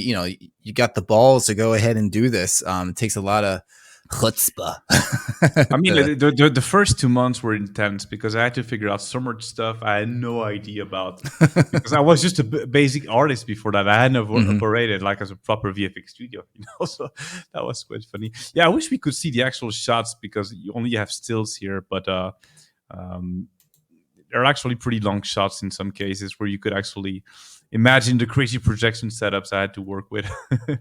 Well, were you using the same, were you basically projecting a whole world all around and then you would just throw in a new camera and that's what? No, I tried to do that, but it never works. There's always like work you need to do for every specific shot.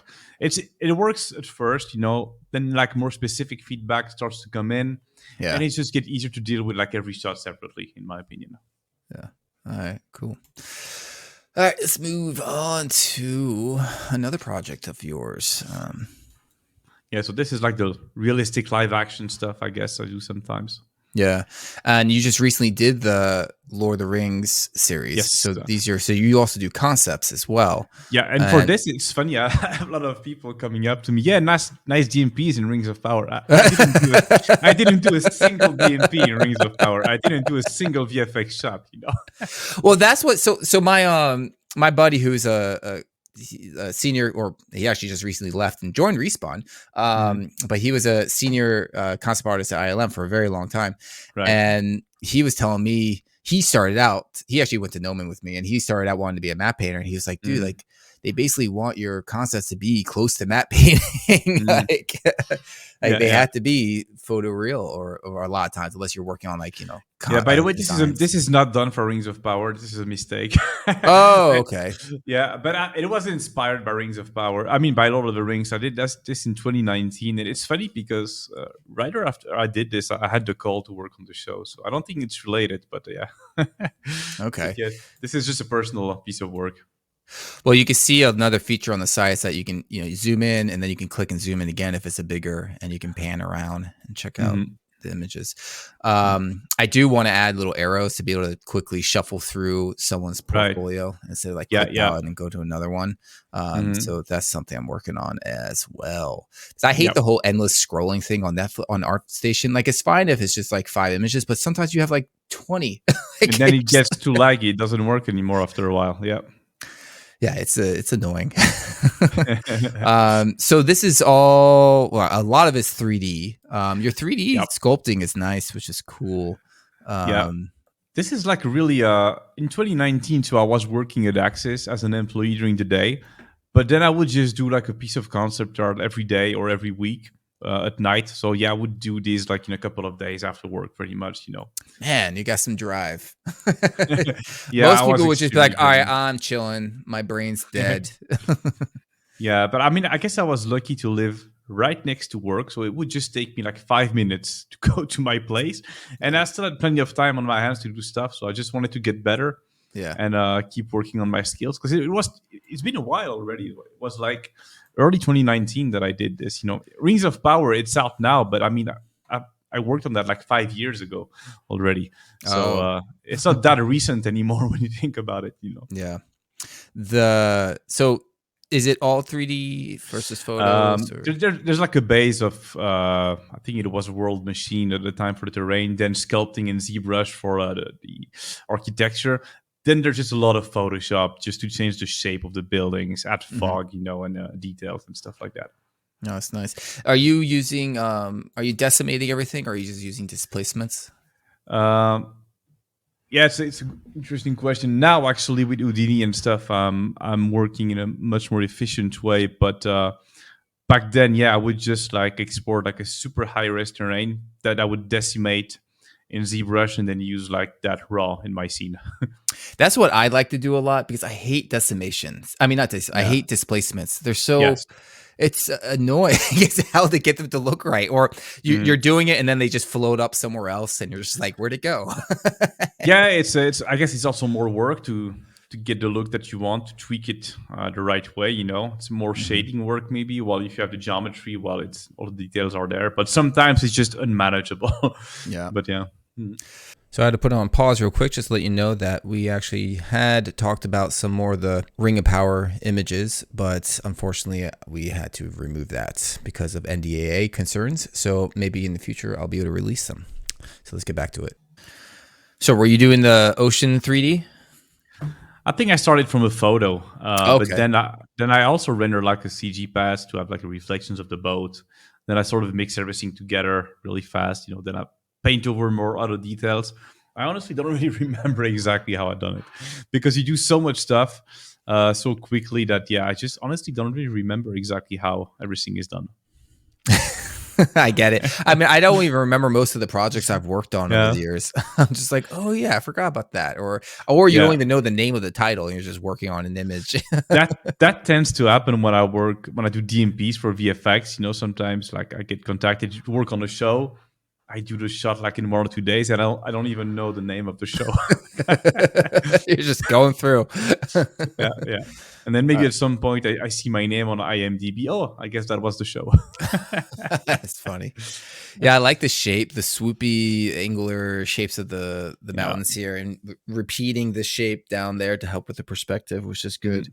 Yeah, this is nice. I like the ocean is really like I love all these. You do this a lot in your stuff, are the water ripples, not ripples, but like the waves. Yeah, this is usually like taken from photographs that I comp on top of the thing. Yeah, that's cool. So did they give you a photo plate to work on, or what was I don't remember. I don't remember. There was a reference for sure, but I don't remember the details, to be honest. Sweet, dude. Nice work. Thanks a lot. All right, let's go to your other stuff. Yep. Yeah, I guess what we can look at then is the other thing I do a lot is like CG and DMP for animation. So if you look at like the Huxley environments I did. So this is kind of a niche, as I said, I fell into when I worked at Axis. That's when I started to do those DMPs that then, as I progressed, transformed me like into full CG shots pretty much. Yeah. That's cool. Do you have the video version of this? Ha.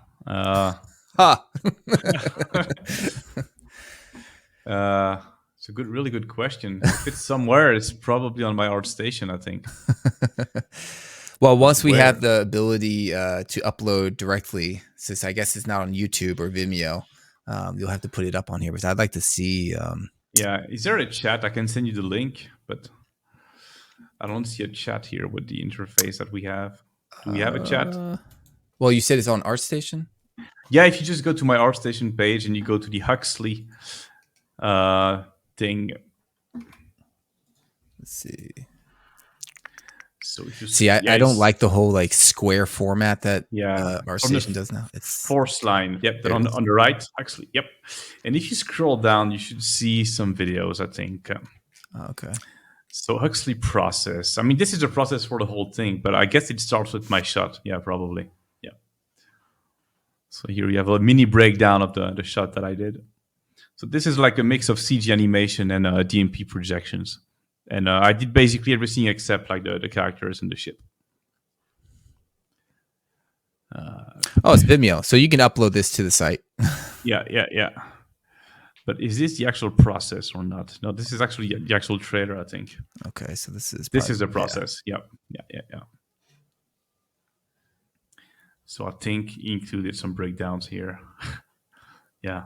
And you should start with my shot. Yeah, so you start from the concept, and then my modeling, layout. Then you just keep on detailing, projections, etc., etc. Sick. So it's full 3D.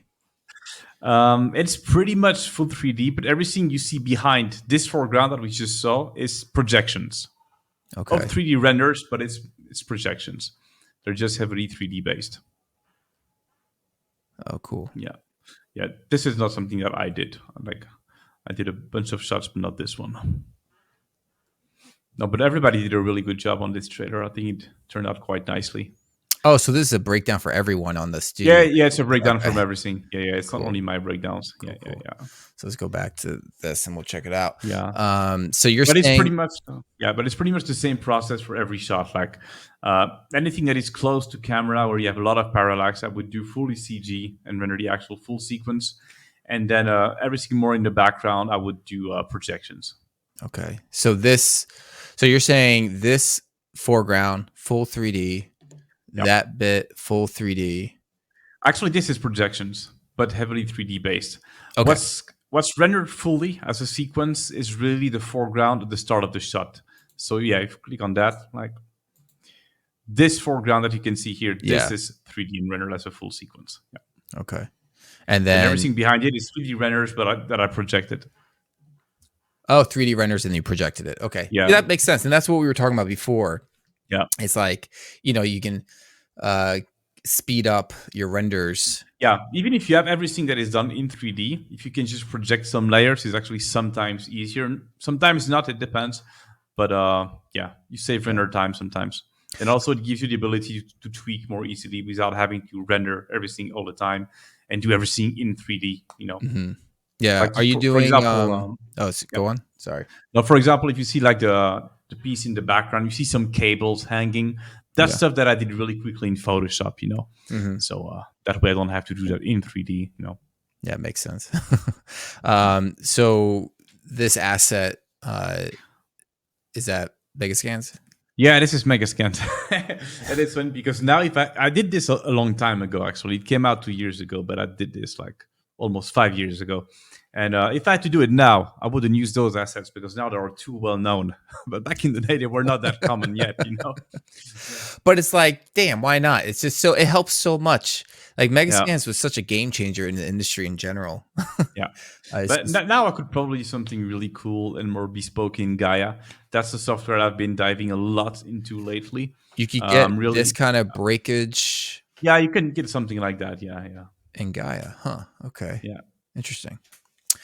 Yeah, because they're, that's the thing with the displacements in Gaia is that it's up and down because they're displacements, right? Where Megascans, you actually have overlaying and layers of stuff.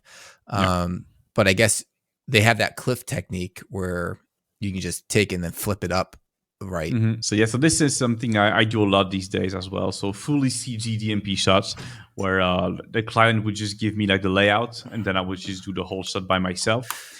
And I would also comp, in this case, the director, Sava, did comp the characters and the ship.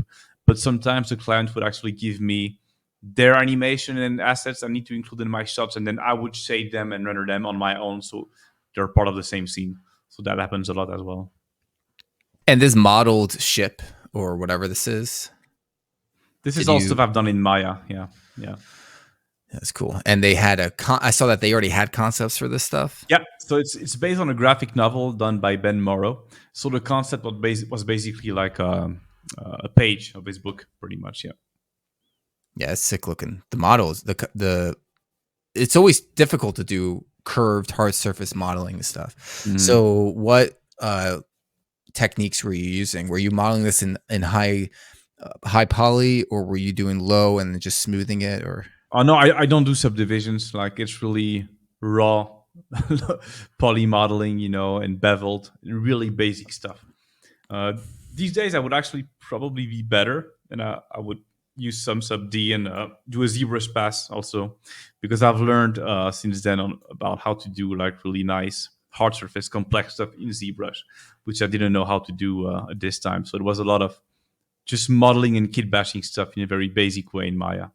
That's all it was. What kind of techniques are you learning in ZBrush? Because I don't do the hard surface stuff in ZBrush. It's a lot of like, Jesus, what's the? I cannot find a word now. What's the actual word? Is it when you like just Z modeling stuff, or? It's when you like make two, when you subtract like one shape from the other. Booleans, yeah.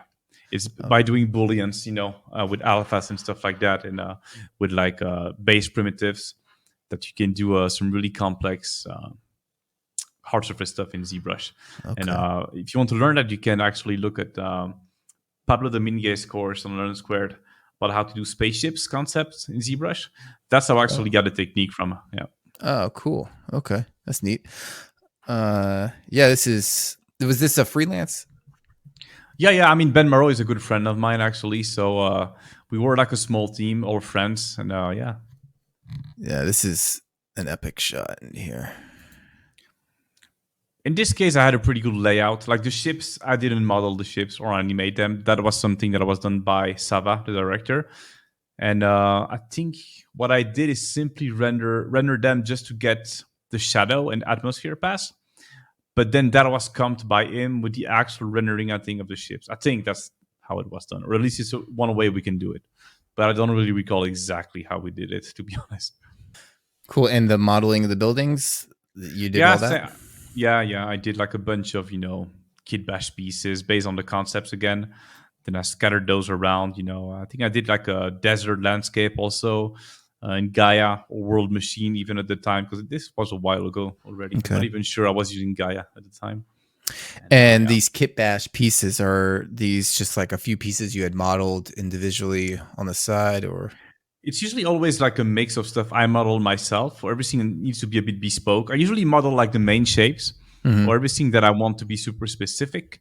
And then I just kit bash with like stock assets that I have. I got like tons of libraries of stuff like Gribbles, exactly the way they were doing it, like on the Death Star in Star Wars. Yeah. The actual miniature. We just kit bash, details. And this is what we do in 3D as well. It's the same kind of technique pretty much. Yeah, that's great. That's cool. That's I just noticed it. So that's a big ship back there. Yeah. And that's nice.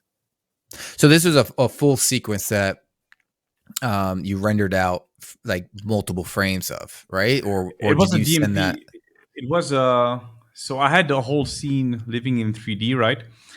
But I rendered like a projection setup so I can repaint on top of it in Photoshop. But what I did is render the full sequence of the Atmos pass with the ships in it. So that way, the atmosphere could be comped as a sequence on top of the projected DMP. Yeah, that makes sense. Yeah, it totally makes sense. That's cool.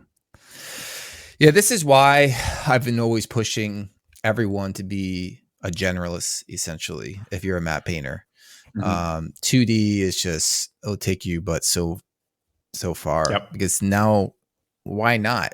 If you can blend both, it's great. Like for example, especially in scenes like this, when you need like city lights, right? For example, this takes ages to do in 3D, but it's super easy to do in 2D. Like you just render your stuff, then you add all those little lights. You maybe render a few 3D lights, but then all the tiny lights you can just really easily comp that in Photoshop on top of it. Yeah. Well, then that's the thing. Then you see, let's say, a lot of stuff for like the Marvel stuff. These huge studios, and they're literally rendering every freaking light for this stuff. Yeah. It's like they have like one guy working on one building, and he has tons of lights everywhere. It's just one asset, and then they do it on like 6 other assets, and they scatter around everywhere. It's just like that's so much time when you could have just done it in maybe like half the time. Yeah. Now it all depends also what's the end goal and the resources you have. Big studios, they have the time and money to do that, to hire enough people to work on all those really amazing assets. So that's great as well. But when you're like a one-man army, it's still great to know those kind of older 2D techniques, I guess. Yeah. And I mean, actually, when I was at ILM, not everything was fully CG.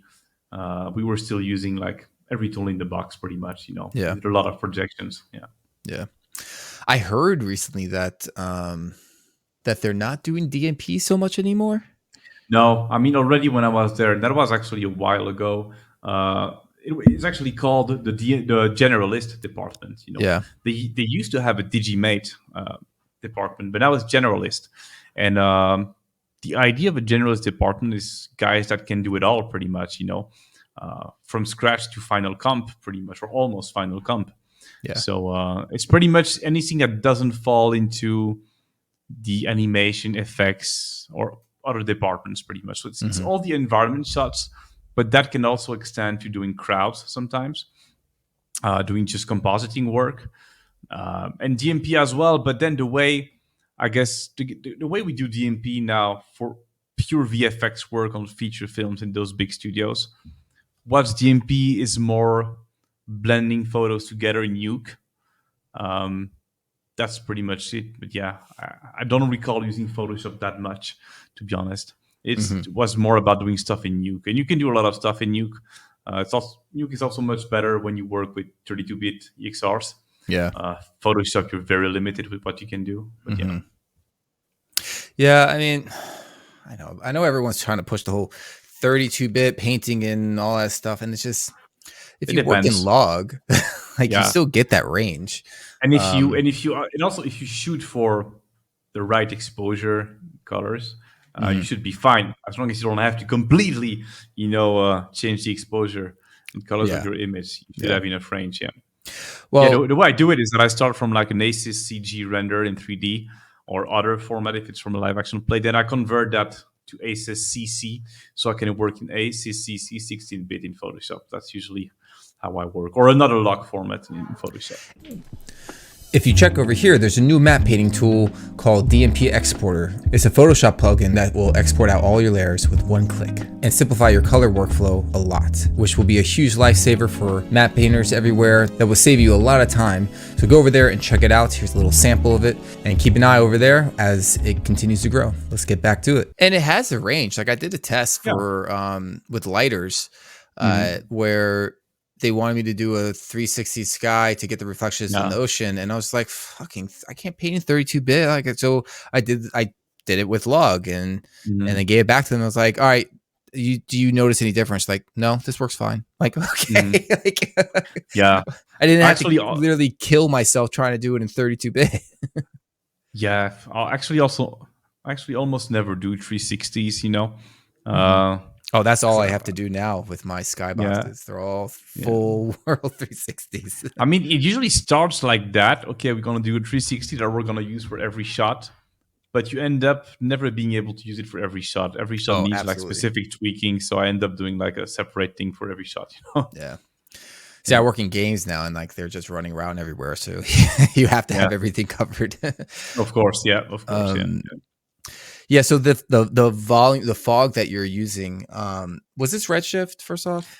Yes. So the fog is under Redshift, but it's sort of like augmented with Photoshop. It's not really visible in this frame that is also compressed, but I did add a bunch of details in Photoshop, and I also think Sava, the director, probably added another volume pass on top of it. Okay, like that's what I'm wondering. Like, you have all the God rays from the ships, and this all cut out right here from the ships. And I was wondering, like, did you put a volume in there for fog? Yeah, so actually, I think I rendered the general environment fog in Redshift. That's what gave me like the God rays and stuff. But I also actually rendered like VDBs in the sequence to have like a bit more definition in the fog, like smoke and clouds. Then I also added like 2D smoke. If you see on the bottom right, that's just like 2D smoke, like that I comped on top of it. Cool, sweet, man. That's a fun. Like, you're working on a lot of fun shots. Like bunch of hero, epic, fun, sci-fi. Like, that's the good thing about being a freelancer is that usually people are hired to do what you like to do, because what you like to do is what you showcase online. Yeah. So yeah. So it's cool. You scatter a bunch of rocks around everywhere? No, this one is like one of the most basic DMPs I've ever done. I did it one day, and it's just like one 3D render of like some basic shapes, and it's just like everything else is 2D in Photoshop. This is the ungraded, uncomped version, but it's just pretty much all Photoshop except like for a base rendering of those rings. Was everything separated for projections and parallax? I think the camera move was like a nodal camera pan, so we didn't need any parallax, so it's just like one flat image. Yes, easiest. Really simple and easy to do. That's awesome. Actually should have, but I haven't posted yet online except on my Instagram the latest Huxley project that I did with Ben, on which I did also a space shot of this, but much more complex with like an actual 3D sequence of all those tiny debris. That's sick. Yeah, but I haven't posted on ArtStation yet. You put on ATMO. I think it's I will. I think it's only on Instagram at the moment. Yeah, I haven't post it yet anywhere else. So you had I'm just curious, like how you actually modeled these pieces, all like cut up and everything like that. Were you? It's a good question. I did this so fast that I honestly don't remember everything. I think I probably did like one section of like tiny kitbush pieces that were like scattered like in a circular way. And then I just instanced this small cluster like 100 times with different sizes and rotations. Yeah. And then that's what I rendered. Then I just added other tiny details directly in Photoshop. That's what I did probably. Cool. It's just nice. And I put it in. Yeah, these days I wouldn't probably use this technique because I would do something much more professional, to give to comp and everything. But I thought it was just fun that this was done like in one day, like in a really old school fashioned way. I mean, it works. You don't. This is the thing, right? Do whatever's the fastest way, and it works. Gets the job done. You don't need to. And also now you see like the full thing, but it's actually in a shot with a character in the foreground, so you actually don't see necessarily all the details. Cool, sick. And the design of it was that the design part is very much what Ben Morrow did because it's all based on his graphic novel. So he had some pretty precise, designs for everything. Sick. Yeah, some cool work, man. I guess let's just do maybe 2 more or something. Sure. I don't have that much more left on the site anymore. Anyway, I still got a lot of stuff I need to publish online that I haven't yet. Yeah, this is normally a video, but you just have the still here. I think I actually remember you posting the video on Instagram for this. Yeah, this is pretty recent, actually. Yeah, it's one of my latest shots I did just for fun, really. My only goal with this was to match the grading and values of a dune shot, which is pretty visible, I guess. But how long did this take you? I started that in December last year. I worked on it for a month. Then I just completely forgot about it.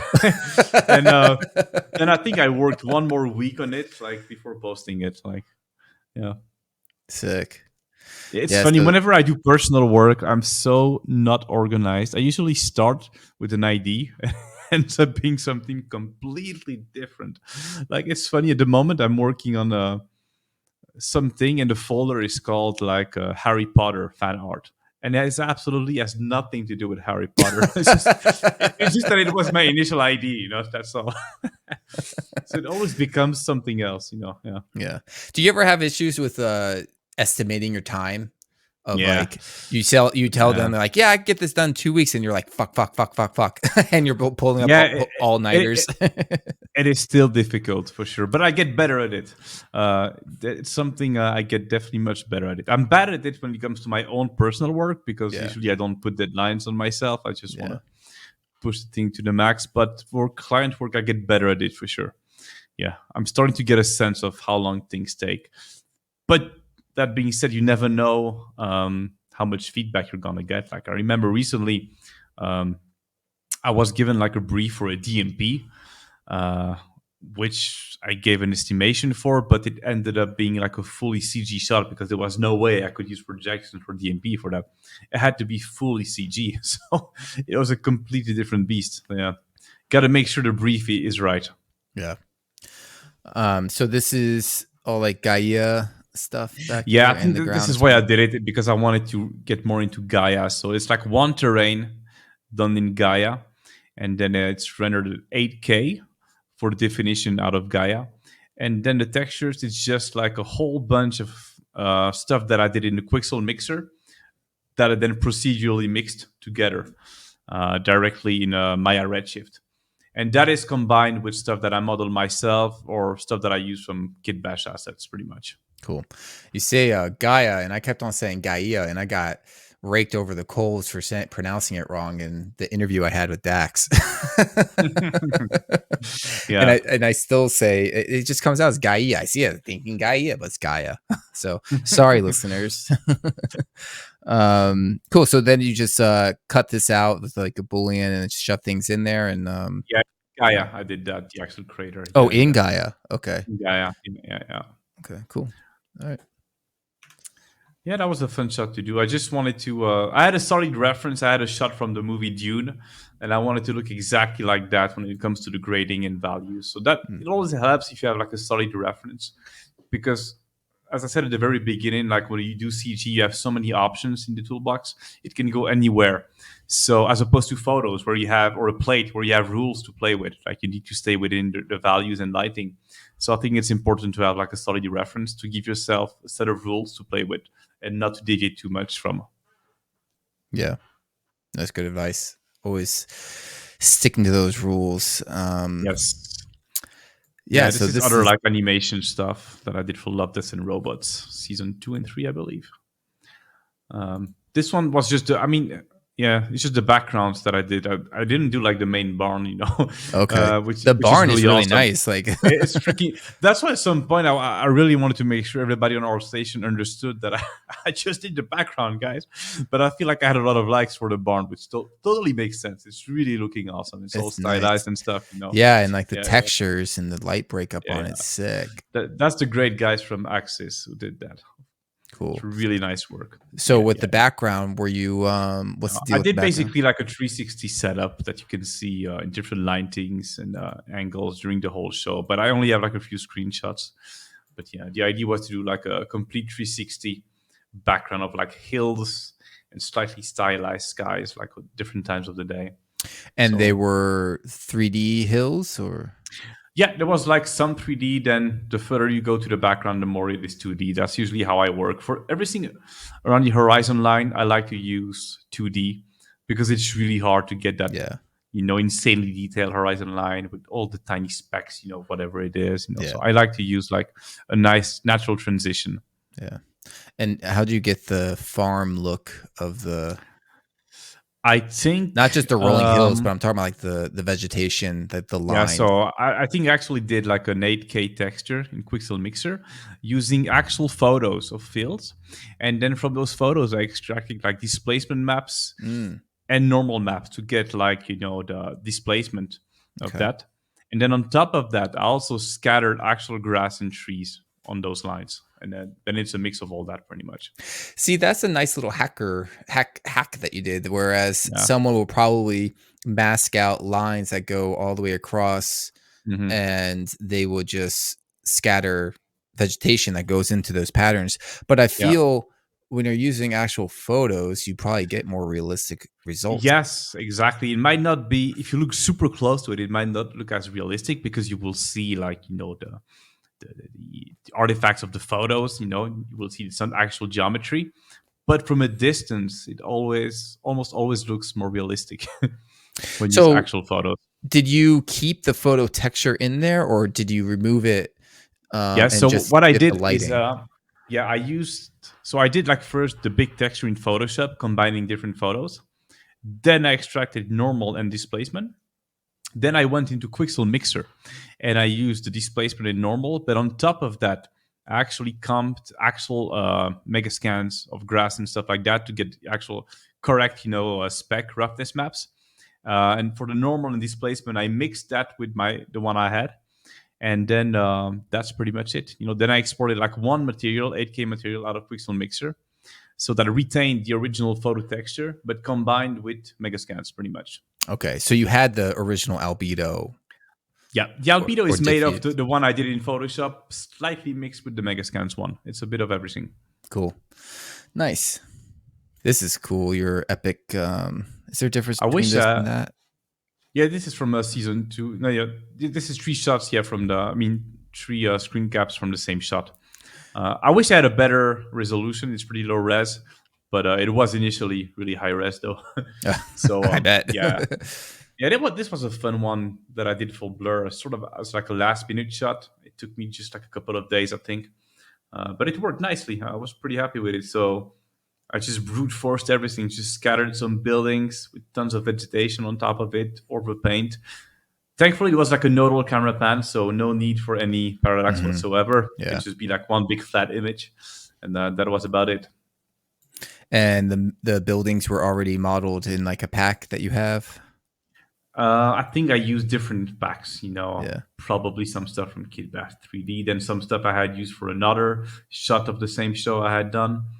The thing is that they had to be insanely high, so I just multiplied them like a bunch of times to get the inside height they needed. So how does it work for freelancing and then using packs? If they have like the indie license for your stuff to use it, but then if you're going to use it for a studio, do you have to get Well, it depends. The way I see it, if a studio hires me, they hire me and my company, and I can do what I want with my company as long as my licenses are legal. Yeah. Right. So I work the same way as any other VFX house. I don't work as a freelancer. Actually, I work as a company. I'm registered as a company. I'm just the only employee of my own company, but I work as a company. So the licenses work the exact same way as it works with studios. Pretty much. So you have to buy the more expensive license? Not always. It depends of what they sometimes they give options where I can afford to use like an indie license, but yeah, otherwise I have to use the actual professional license that is a lot more expensive for sure. Yeah. Yeah. All right, cool. Yeah, so you rendered out the city, and then you're saying you didn't all the vegetation and stuff that's just painted on, or was that scattered? That was scattered? There's definitely like there's a shader and also some scattering and then some more paint on top of it. Cool. Yeah.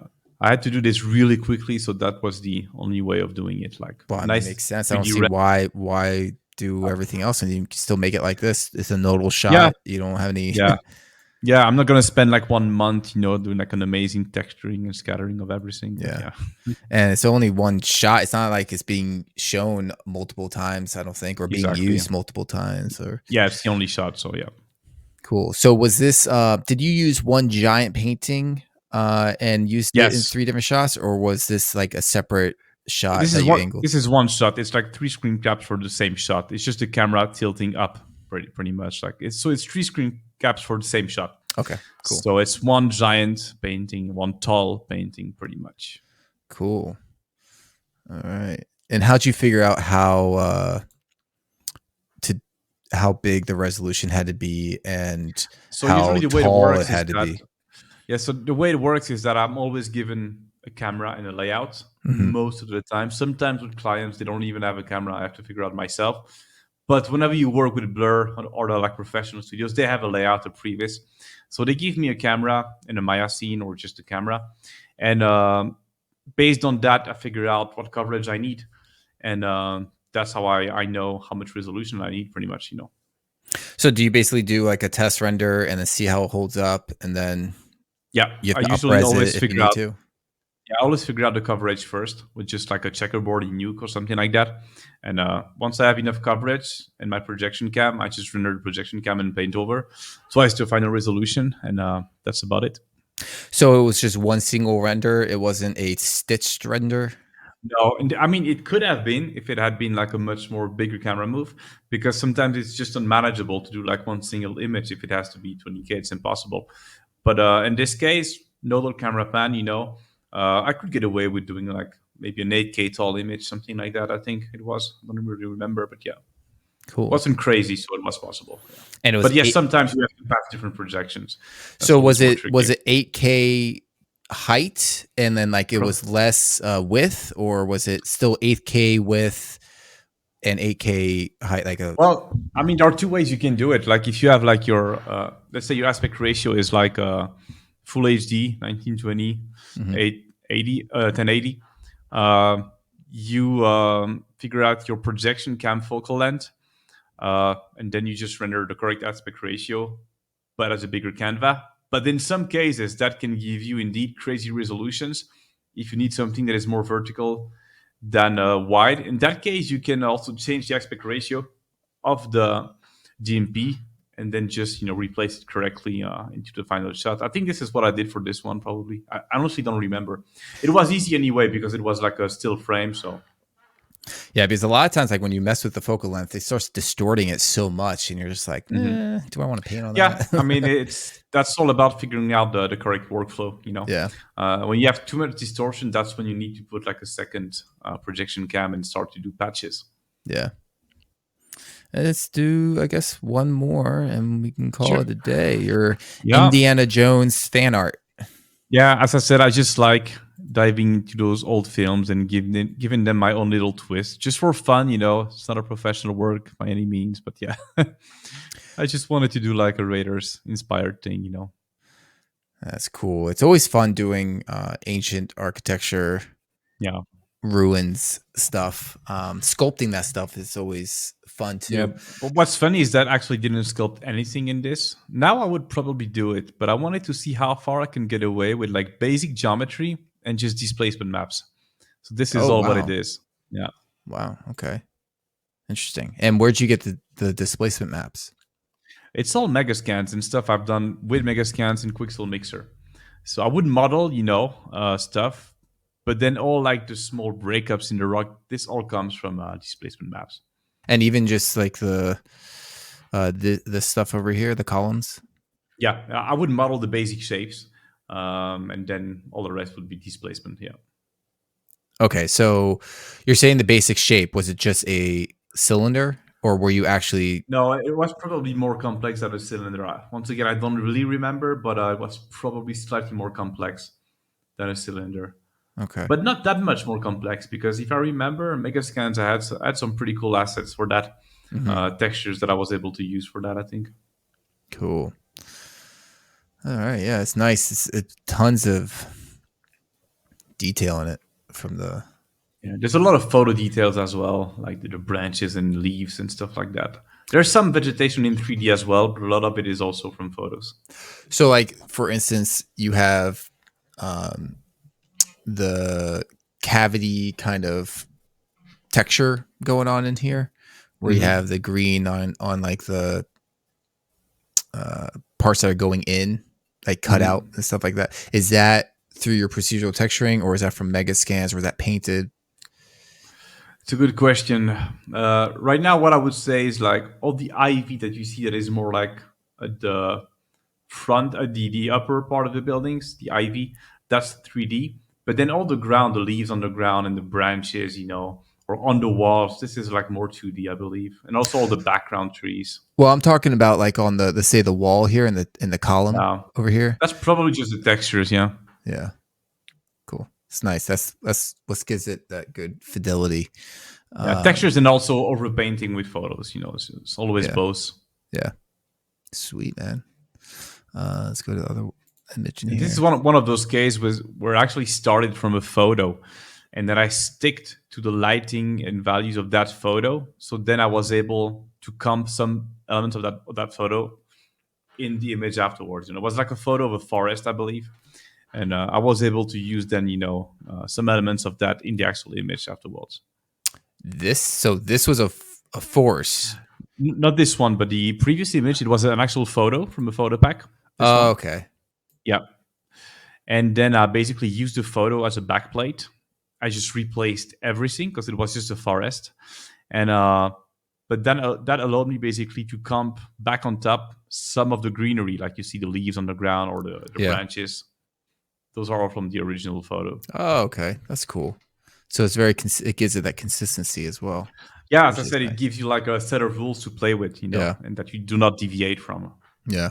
Yeah, working from a plate makes it 1,000 times easier.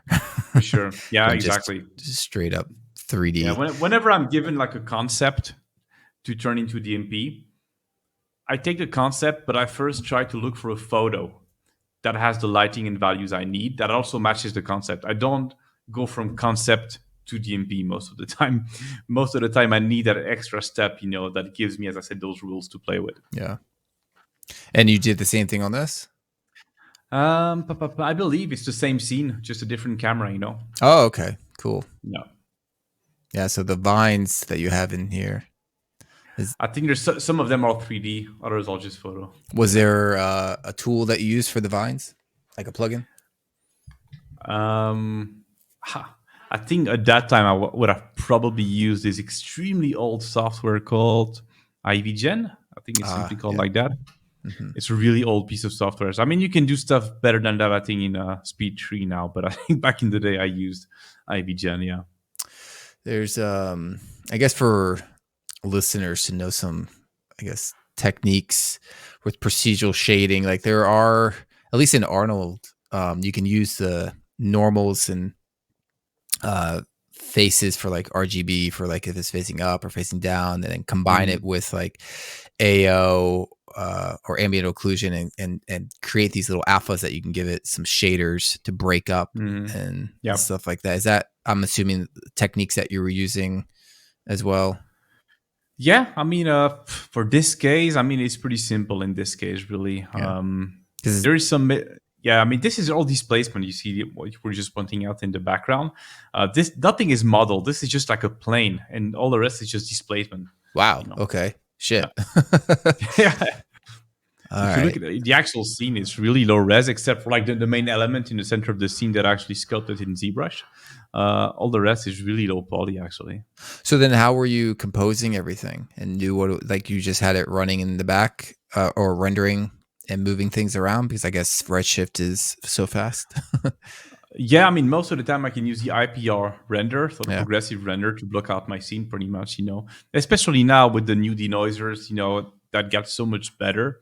You can put extremely low settings that render really fast, but with the denoiser, it gives you like a pretty accurate preview. And so the textures, did you keep the textures from the displacement? Probably, yeah, in this case, yes. Okay. Yeah. Once again, there's probably also some overpainting on top of that, but all right, cool. I wouldn't be able to say what exactly. And these details in here, they were sculpted in ZBrush? Yeah, actually, that asset, I wanted to do it properly in ZBrush and also Substance. Not Substance, I use Quixel Mixer. I wanted to figure out if I wanted to use Substance or Quixel Mixer for texturing, because I don't often do like a bespoke professional texturing for assets, but I wanted to be able to do it. So that's also why I wanted to do this project, because I wanted to see, okay, am I going to be using Substance or Mixer? Which one is better? I think Substance is better, but I'm more comfortable with Mixer because I was already using it. So I tried both pretty much for this. But I ended up doing the texturing in Quixel Mixer, I think. Okay, so even the detail displacements in here? No, this is actually sculpted in ZBrush. Okay. Did you do that based off of UVs with a black and white alpha and extrude? Or? Yeah, I think that was what I did probably. Yeah. Then I just added some cracks, to break up like the edges and stuff like that. Yeah. Cool, man. All right. Awesome work. Yeah, it's been great getting to know you. Yeah, thanks a lot for having me. It's a real pleasure. Yeah, really, like I've been following your stuff for some time, so it's cool to see. Thank you so much. Peek into your mind. Let me stop sharing. Oh, also, anyone watching, before I quit, donate. That would help me build the site continuously. Yeah, it's a great site. As I said, I feel bad that I didn't know about it previously. I was like, what? I know all those people on the website. I never knew about this platform. Yeah, that's the thing, right? This is why I do these interviews, to help spread the word. But I also think it's because I work freelance and I'm actually not that connected to the actual VFX world when it comes to environments. I'm strangely more connected to the illustration and concept art world more than the VFX world for some reason. Well, I mean, there are concepts on here as well. So yeah, I saw some work from Reed, which I also know. Yeah, stuff he did for Jupiter Ascending and other films. Yeah, and a bunch of I had Aaron Lamonic on here with awesome concepts. So upload concepts, all you concept artists, all you VFX artists, all you game artists. We have a bunch of game art on here. All you photographers, get some photography on there, even if if it's just like a hobby of yours. If you're you're a senior, so I trust your eye, so upload photography, it'll still be put in here. Lighters, get on here. Traditional paintings, get it on here. Just think of it as like a replacement for ArtStation. Yeah, it would be awesome to have like old school traditional matte painters uploading their old work on it. That would be awesome. I need to actually start putting some of those images on here. I don't have any of those images on here. I know that Chris Evans is on Instagram. Mike Pangrazio is also on Instagram, I believe. Okay. Maybe I'll have to interview them to get the word out on that stuff too.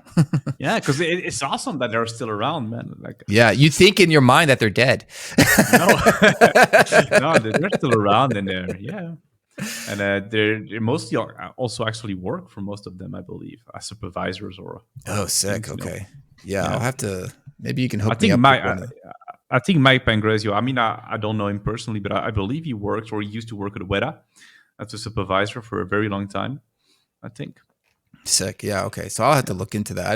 I don't follow any traditional map painter, so I'll have to. I'm a huge fan. It's funny, you know. I always say it's a shame I was born too late because I would have loved to work in that era of filmmaking. You know. Yeah. That's something I would have loved to do. It's so impressive what they do, and mine is actually better than a lot of stuff that is being produced now. I mean, I'm not ashamed to say that. I mean, I cannot touch what those guys did for sure. Like they're much better than me. Like I have no problem saying that for sure. Incredible. Yeah. So there's a Discord too. So you're welcome to join the Discord. Anyone else on here listening, join the Discord. Other people I've interviewed are hanging out in Discord as well. And yeah, dude. So thanks for coming on. It's been great. Your work is amazing. It was great poking into your mind to figure out your freelancing and techniques and stuff. And thank you very much. It's a pleasure and an honor. So yeah, my pleasure, really.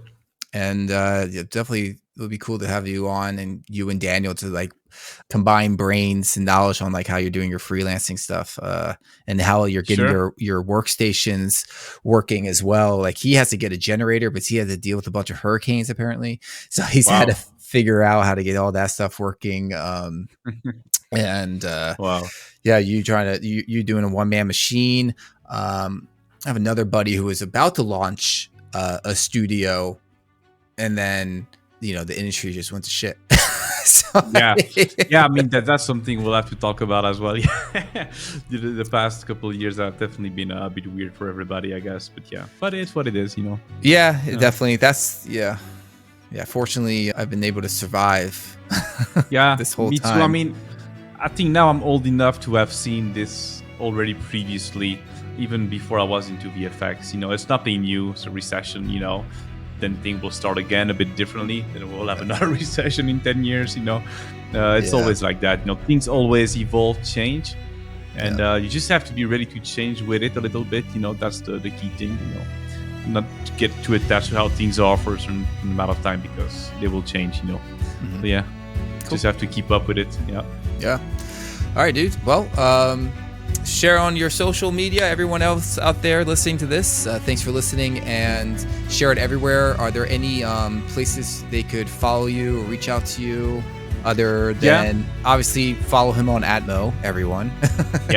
I think the best way to reach out to me is probably on LinkedIn. I have Instagram, but it's not always active because I like to take breaks from social media, and I also don't always have time to read messages on Instagram. But LinkedIn, it's only focused on work, so I tend to see messages more on LinkedIn, really. Cool. So that's probably the best way to reach out to me. All right, beautiful. So thanks for coming on, and I'm gonna stop recording now and stay on because I see it's uploaded at 92%, so you're just gonna have to hang out for a tiny bit. It doesn't take long, but no problem at all. Thank you very much.